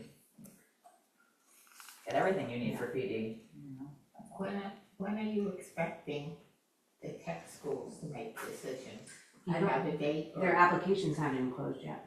Okay. So I think they close at the end of January. Yeah. Yeah. I think they notify February. Hopefully, February. some kids will have, we have a large increase for NFA this year, so like last year, like I said last time, last year was Griswold, this year it's NFA. So sometimes it fluctuates back and forth, so. How many are applying to the tech schools? Do you know about? I would say probably about 7 or 8. Oh. I mean, I get 7 or 8, but still Ellis, or is it mostly Norwich? A lot of Norwich, couple Ellis, yeah. Like, and then you said like 3 Ledger. Yeah, I believe there were 3 for Ledger, so, great, I'm making that's our first year, maybe they'll, everybody will get in, and, you know, and that's such a decrease in tuition, you know. Yeah, from that it's year, just a so, question yeah. of with both the lottery, Yeah. what that is going to. And what that will look like for kids. What that will look like for us. If kids don't get in, I did encourage them, and you know, I saw the Ledger program, I talk about this all the time, like, they have those, if they want machines, they want woodworking, they have that there. It's not just about animals, Yeah. you know, and unless you see it, you know, so that is another option for them, if they really wanna do that, and they don't get in. Did they tour Ledger? They did, They did. yeah, yeah, so they saw it, I saw it. you know, but they're seeing it as 12-year-olds, 13-year-olds. Me, I'm like, oh, this is amazing, but you know, they're seeing it as kids, like, oh, you know, whatever. And they don't think that far ahead. Until you have to clean the stables. Until you're, right, letting. Chores, that was like go chores out. to me. Giving birth to calves. But if you can work on a tractor motor, you could probably work on a car. Right, So exactly. transferable. Yeah. Loved it. That's it for me. Great, thank you very much. Wait, Keep it short. We have started receiving the seed grant money, and it's going to be very helpful this year because we had a few unexpected opportunities and obligations come that can be covered by the grant. It's a fairly good sized piece of equipment we need for a student that we're going to be able to take care of with. One of our teachers is receiving some special training to work with kids in the area of dyslexia and things like that. And the training resulted in opportunities to buy materials, which are going to be covered by that grant, not coming out of the budget. And then one of our new assessment tools, the WIAT, achievement testing. There's some equipment that'll help the teacher correct the scoring more efficiently, and again, that grant's going to help us with that. And as I said in my sentence in my report, and we talked about it today with Scott, as we become more and more aware of where the 8th graders want to go to school, those that have IEPs, it's helping us to put our budget implications together. And we do have a larger than usual number of 8th graders moving out. So Scott's already commented. Things are moving along.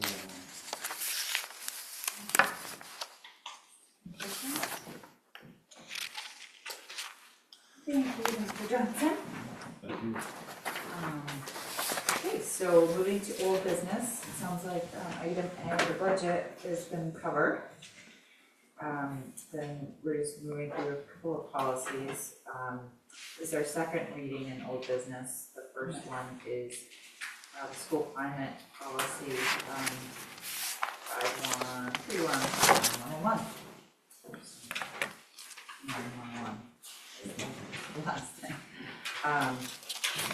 But I know we kind of looked at it, spoke about it last time. I didn't know if there was anything that we needed review by Wood or Amy, but I think this is our point to try to check back on that. Erica, did you see anything on that? Did you? Yeah, I read that last night and is there anything that stood out that was, would be switched between?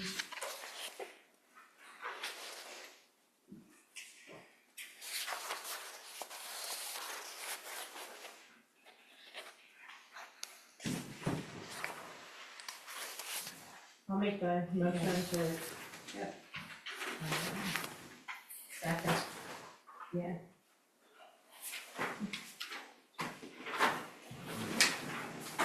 We got a motion and second to approve it as, Approve we it as call it revised presented. or as presented. as presented, right, okay.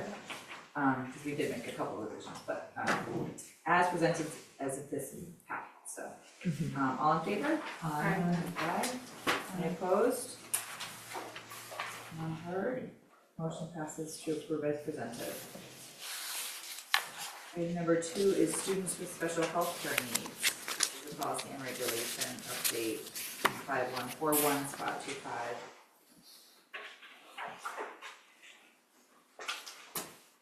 Any discussion on this policy?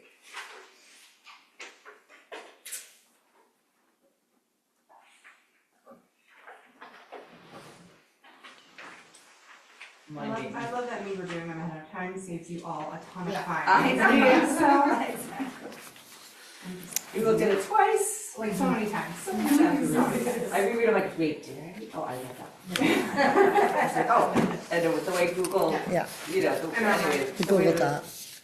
Gmail works, or, you know, it's just, It is truncates funky. everything, so you don't even see the comments, you have to look back and be like, no, that was from I think, I was gonna May. say, I'm pretty sure I requested access to the sexual harassment policy that Dee Dee sent me like 6 months ago, but it's like, it, for some reason, it was at the top of when I clicked in the email, and I'm like, oh, where did you? It's okay. It's all good.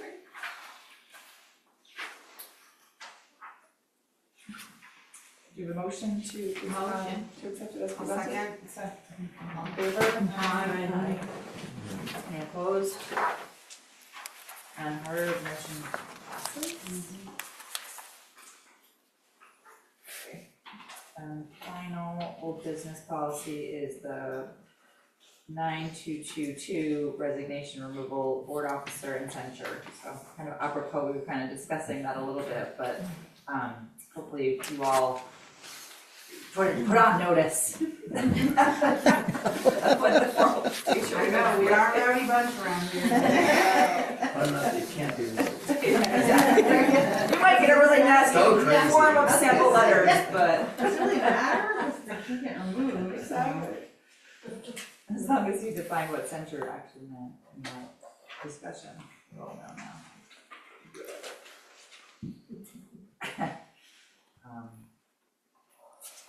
But it's good, I think these type of things are, it comes up, we're obviously, you know, we're not in the season where we're sniffing out policies, but just know that there are these things there in our bylaws and there is that protections in place if you want to look it up. Do we have a motion to approve as presented? Motion. Second. All in favor? Aye. Aye. Any opposed? None heard. Motion passes to approve that bylaw. Okay, moving to new business, again, more policy. The first policy is 1312, public complaints. And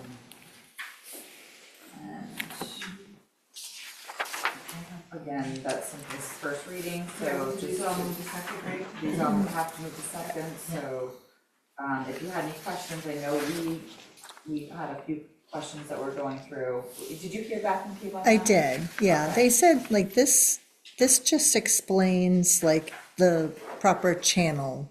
That's the reason for this, of if you had a complaint, you know, to start with the teacher, to the Yeah. principal, to the superintendent, you know. I think The you form. And then the take all form, that out, though. yeah. Form is the weird one. The form, you know, you felt, it relates to stuff that happens in the classroom. It's kind of related to materials taught, whether it's a video, a book, or whatever. I know you guys had questioned, you know, we already have a policy, we just did all the library ones, but that's stuff relating to stuff in the library. This is related to what's taught by staff. And if there was a behavioral, Megan, that was your point, like, what, you know, that actually was covered in the school climate policy. There's Okay, so a that's- behavioral So can form we- on can we that. not- okay. It's two separate issues. Yeah, it's just. But this policy, they said, you know, it's more so just to explain the proper protocol But of you're what saying to that that's in the follow. school climate? No, because like we I'm take sorry. out the hierarchy, like I think it's important. And we It was- can talk about this, I can go back on that email too, because I Yep. know we're like on there. Yeah. And I know we're gonna go to second reading, so I won't Yeah. spend too much time on it.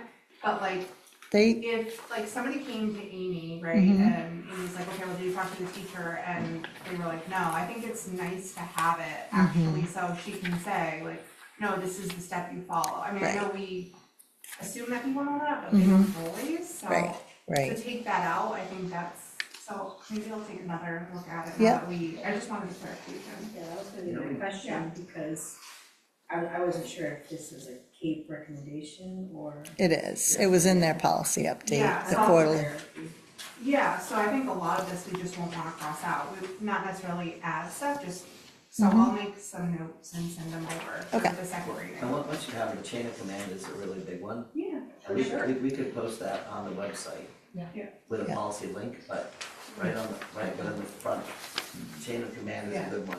So I'll, You can do it you can flow chart it Yep, and help Yep. people know who to go to. Right. So if it's a transportation issue, what do I do? Right. If it's a classroom issue, what do I do? If it's a definitely need this it. issue, what do I do? Right. If I have a budget question, what do I do? yeah, even students that have, even parents that are having questions on, like, you know, with a general education teacher, with a student with an Like IEP. curriculum questions. Right, that's and it's my like, question. okay, do I go to the special education teacher, do I go to the regular Right. education, do I go to both, do I go, like, Mhm. So why don't we do this? After second read, Yeah. we flushed out the policy. Right, Maybe we'll create a. A flow chart or- Well, Yeah. I'll work on it. Okay. But something for the website. Right. It'll be a flow chart of links because it's a website. Yeah. So, you would say, click here, then click here, then click here, then click here. And that will have the name, and the email, possibly phone number of the right contact person. Yeah. Depending on the situation. Okay. Almost always it will just be Amy. Just myself. It'll be one flow chart that just keeps going to it.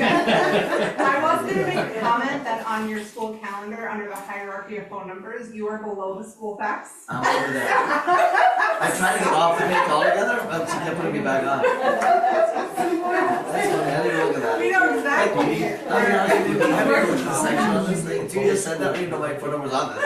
We're gonna get to yeah, I'll give you one though. But if you can, have Darlene move that to the bottom, please. Yeah. And change the font to white. Enable the back page. Yeah. Just take it The out, second put Kate on there, page. instead. Put Kate on there, her email address. Phone numbers are on the second page. Right. With white font. And just put Amy's cell number on there. Okay, oh, that's a good idea. I know, it's great. Oh, I thought it was alphabetical order, I'm like, oh, it's A, L, Should say effectively, school that's how I would information do society, and that's such a lot of technical, it's not alphabetical. Do we still have a fax? It's like, it's a fax sandwich. Like, what? So, this is good, because this is what happens after 9 o'clock. Okay, I got it. Yeah, We all get crazy. Okay. yeah. That's why I sugar them up. Meetings only, so I'm glad we had a good discussion on that. The other one's a non-lapsing account. Right. Let's get serious. Yes. We're good with that. We're good, we have always got the weight, so we're all set. All- Yes, those we're are- all fine, yes. So, the calendar, please, and please highlight. All right, I'm gonna highlight for you. Hold on a moment. Let me highlight. All right, so, August first day is August 24th, which is nothing new. There's a big change, and we are doing this Find change it. because we are going to try to match, I'm recommending this change to the board, to match with, the high schools. Now, not all the high schools, but NFA, Ledger, and, Wheeler. So 2 of our 3 public high schools do this. And this, I think, will be very well received, and we will be heroes, I believe. Wednesday, November 25th, instead of an early release day, would be a closed day. Oh, that's good. It's nice. It's really nice. We think that will be, Day before Thanksgiving. I can talk to your boss. Thanks, could you do that? I will, I'll invite him for dinner, talk to your boss. I said, Val's made a request. So there's one mistake on this version, I can tell you, we had about maybe 6 iterations of this thing today, and something that lost in the shuffle, November 3rd. Yeah, it was. Yeah, it's just a misprint. November 3rd It's blue. is not. November 3rd should be closed, and it should be for conferences. Yes. So over, I was gonna ask you for that. yeah, it's just a Oh, miss. not for holiday. I It don't- should be orange. What happened was Yes. when I wanted to move it to, we added You wanted half a day half. on the 11th for Veterans Day like you do here, which is fantastic. we accidentally removed the third, which was blue all the time. So that's gonna be fixed. So you can adopt this with the amendment. That the 11th is a half a day The or something? 11th is correct. The only error is You, November 3rd. Well, this one doesn't show 11. Yeah, that's what I'm saying. You guys change, they have blue on the 3rd, but not the change to the 11th. Oh, so you have blue on the 3rd. Correct. Okay, yours is correct, but now add early release day on the Well, the third will 11th. be orange. No, No, it's the earliest template, it's Yeah. the The 3rd is a closed day. The only question that I have to that is, Yeah. we had initially, well, the reason, we never had that election day as closed until the town used to use the school for elections, and now the town no longer We uses don't the know school that for yet. elections, at least the last year. Last year, right. So, do we still, I mean, I know then you guys put your conferences there. I can explain this. I'm just wondering if Yeah. that's still valuable. Here's the issue. You have one more day for teachers to be in school, that's the school's not in session. Whether you do it that day or a different day, it doesn't change the end day of the calendar for the year. Doesn't matter. So on election day, if you did a closed day, you can still do all of your conferences in one day instead of having them 2 early release days at some other time of the year. Okay. So it still allows for It's some still valuable. consistency. Yep, correct. And it does allow us to start a little later, so staff can vote beforehand or after, because 11 to 6 would be the time frame of that, like it was this year. Yep. So when we looked at it, we're looking at it and saying, okay, I always look at the end date of a calendar. I never will end a calendar on a Monday. The last day of school will never be on a Monday. So if it's between a Wednesday or a Thursday, let's say, I try to make the calendar the best calendar it could be, and you have a few you can move it. Ending on a Wednesday or Thursday doesn't change anybody's any world, right? But having to come back on a Monday, that's it, right? And your absentees are gonna be for kids up the wazoo, and your staff are gonna be less frustrated. So this only if we don't do that, we're gonna pull it, we're still gonna end on June 10th, because I still need to add another day off somewhere. So this counts as our 3rd professional day for staff. So they have the 24th of August, 25th of August, and November 3rd. And so that's why we do it, Megan. It's not, there's no right, wrong, I mean, these are all just decisions. Yep. The good news is, it was the Wednesday of the 25th which changed the last day of school. So if we don't take the 25th, we do the traditional way, I've always done it actually, which is a early release day. You would just end on Wednesday, then June 9th. So if you think about the value of being that Wednesday versus the 9th or the 10th, I think the Wednesday far outweighs. But if it would have been a Monday, Then you would. I would have not been comfortable with it. But what if you still did a half day on the 25th, the day before Thanksgiving, and you gave the full day off the day before the 24th for Christmas? So you gave a longer Christmas break. Well, they only got a half But then day they on the still have Monday. 25th. Still need a half They day. still have Monday, Tuesday, but then they've got the day before Christmas Eve to be off Right. entirely. But then they're here for the half day. I was the day gonna before. say, most That's the wrong people day. are working that day, the 23rd. I'm just curious. Yeah, no, I mean, listen, this is calendar puzzle. You know, would more people prefer to be off at the whole day before Thanksgiving to travel, or the whole day before Christmas Eve to travel? I think the day before I think Thanksgiving. before Thanksgiving, I agree. would, I wanna. Well, especially for the purpose of giving kids and teachers breaks, I think instead of giving an extra day to an already very long break, Right. it would be more valuable, I would think, for Thanksgiving from a break perspective. Yeah, you want that full I would 2 want- days of chaos and then, you know, that half a day of Yeah. popcorn and It's also matching in high hot schools. cocoa. That I'm matters just as well. curious. Well, want it doesn't that. matter money wise, how often. Well, we still have to Someone's bust the learning. high schools that aren't off. Right, of course, Yeah. right. But, So what is the last day of school that you have on the updated calendar? June 10th. The And 10th, half that's day. the same as what they have, okay. See, Lloyd, Lloyd will update it and give you a new one I'm to everybody, because it's, So this is correct, you're just gonna add in a half a day On the November 11th. 11th. For pretty much, Yes, yeah. yours have to end and change the last day of school on the orange right side to June 10th.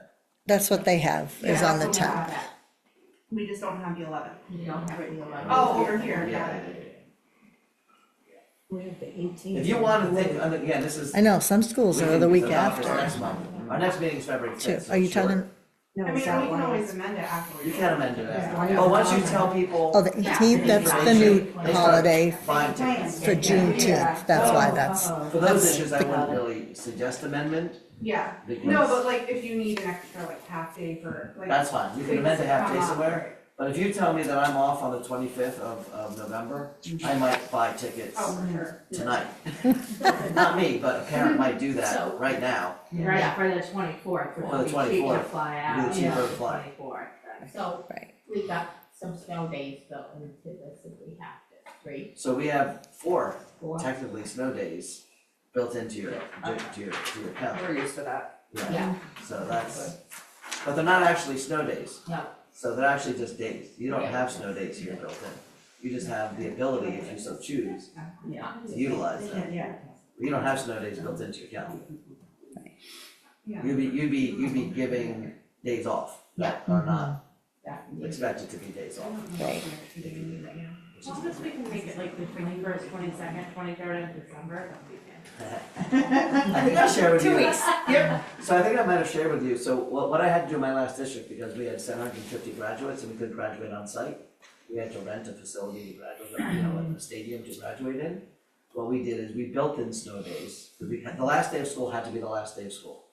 But the graduation date could not change. You couldn't rebook, Hartford Center. You were booked. So we built in snow days around Memorial Day.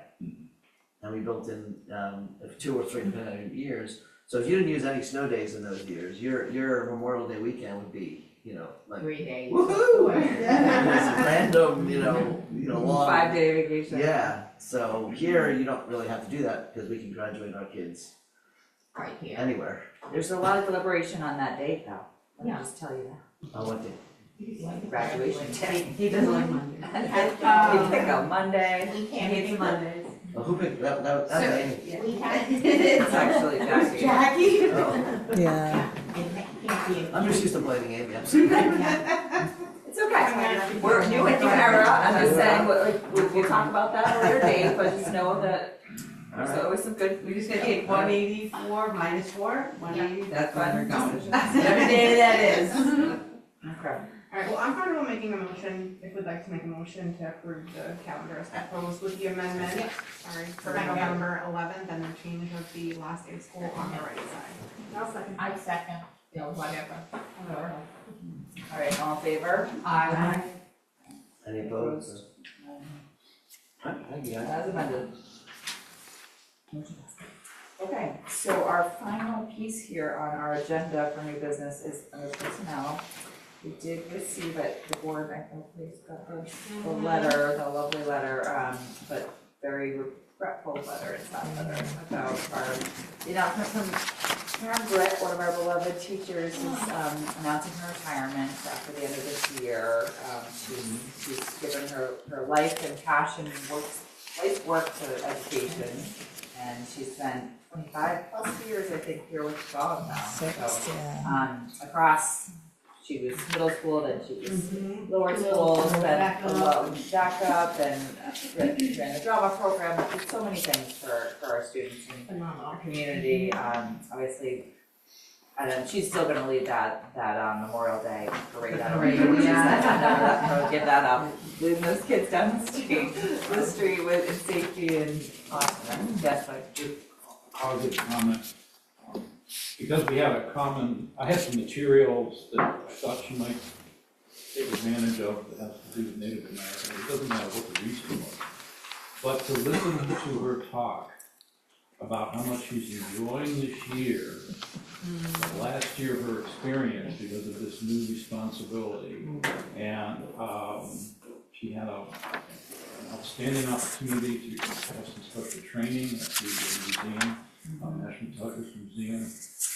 It's a pleasure to see someone finish the last year really enjoying the experience and not I gotta get through this year because then I'm gonna enjoy the rest of my life. I just wanted to share that, because it was just a pleasure to see that. Totally agree with that, and we were excited for her to have that opportunity, and just, and, you know, a personal note, I have a child in that, in an environment where she can benefit from that forever, and that's the greatness of what Karen has been able to do. She built such a wonderful, framework for learning, regardless of who's teaching it, and she's gonna put together, I know she's worked very hard on putting together that whole segment on what she learned, and that PD opportunity. Yeah, she has posted stuff about it. Yeah. Really interesting. Yeah, and I'm I sure learned it's. so much on our history field trips. Oh, You know, Voluntown. Oh, it's a Voluntown field trip, oh. That happened here, I've been, you know, like, she's like, this is fascinating. I know. So, yeah, Ed's gotta do the field trip now. Oh, he does. Ed's got it, all right. So, I don't know. I think Megan will So- help out with that.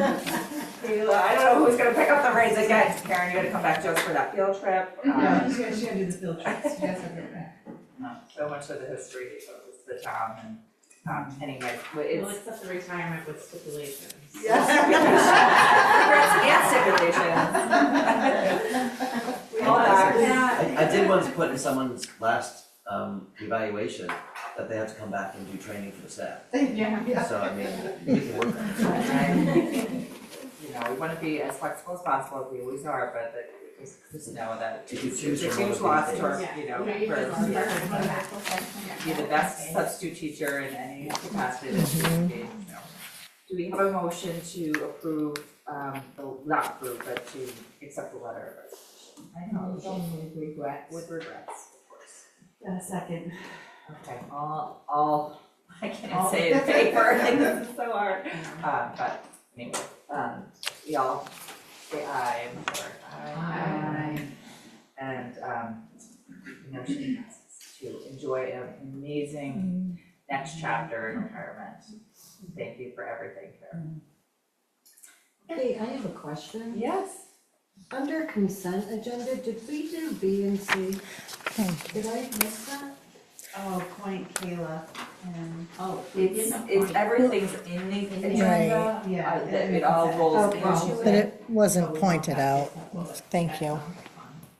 Right, so if you wanna take something out of the consent agenda, like to discuss it for discussion as a separate item, that's what we can do as a board. If there's anything in the consent agenda, you're like, oh, like I just make a point to take out this item of the consent agenda to open discussion, and we'll add it to new business, and that's where we can have a fulsome discussion. Okay, I just want to make sure we didn't miss it. Yeah, no, thank you, good question, Yeah, no, that's a yeah.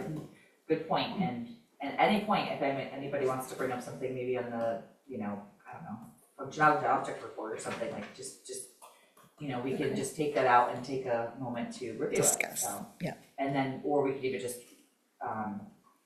we'll motion to, approve the consent agenda with the caveat that we're adding X, Y, and Z to the regular agenda.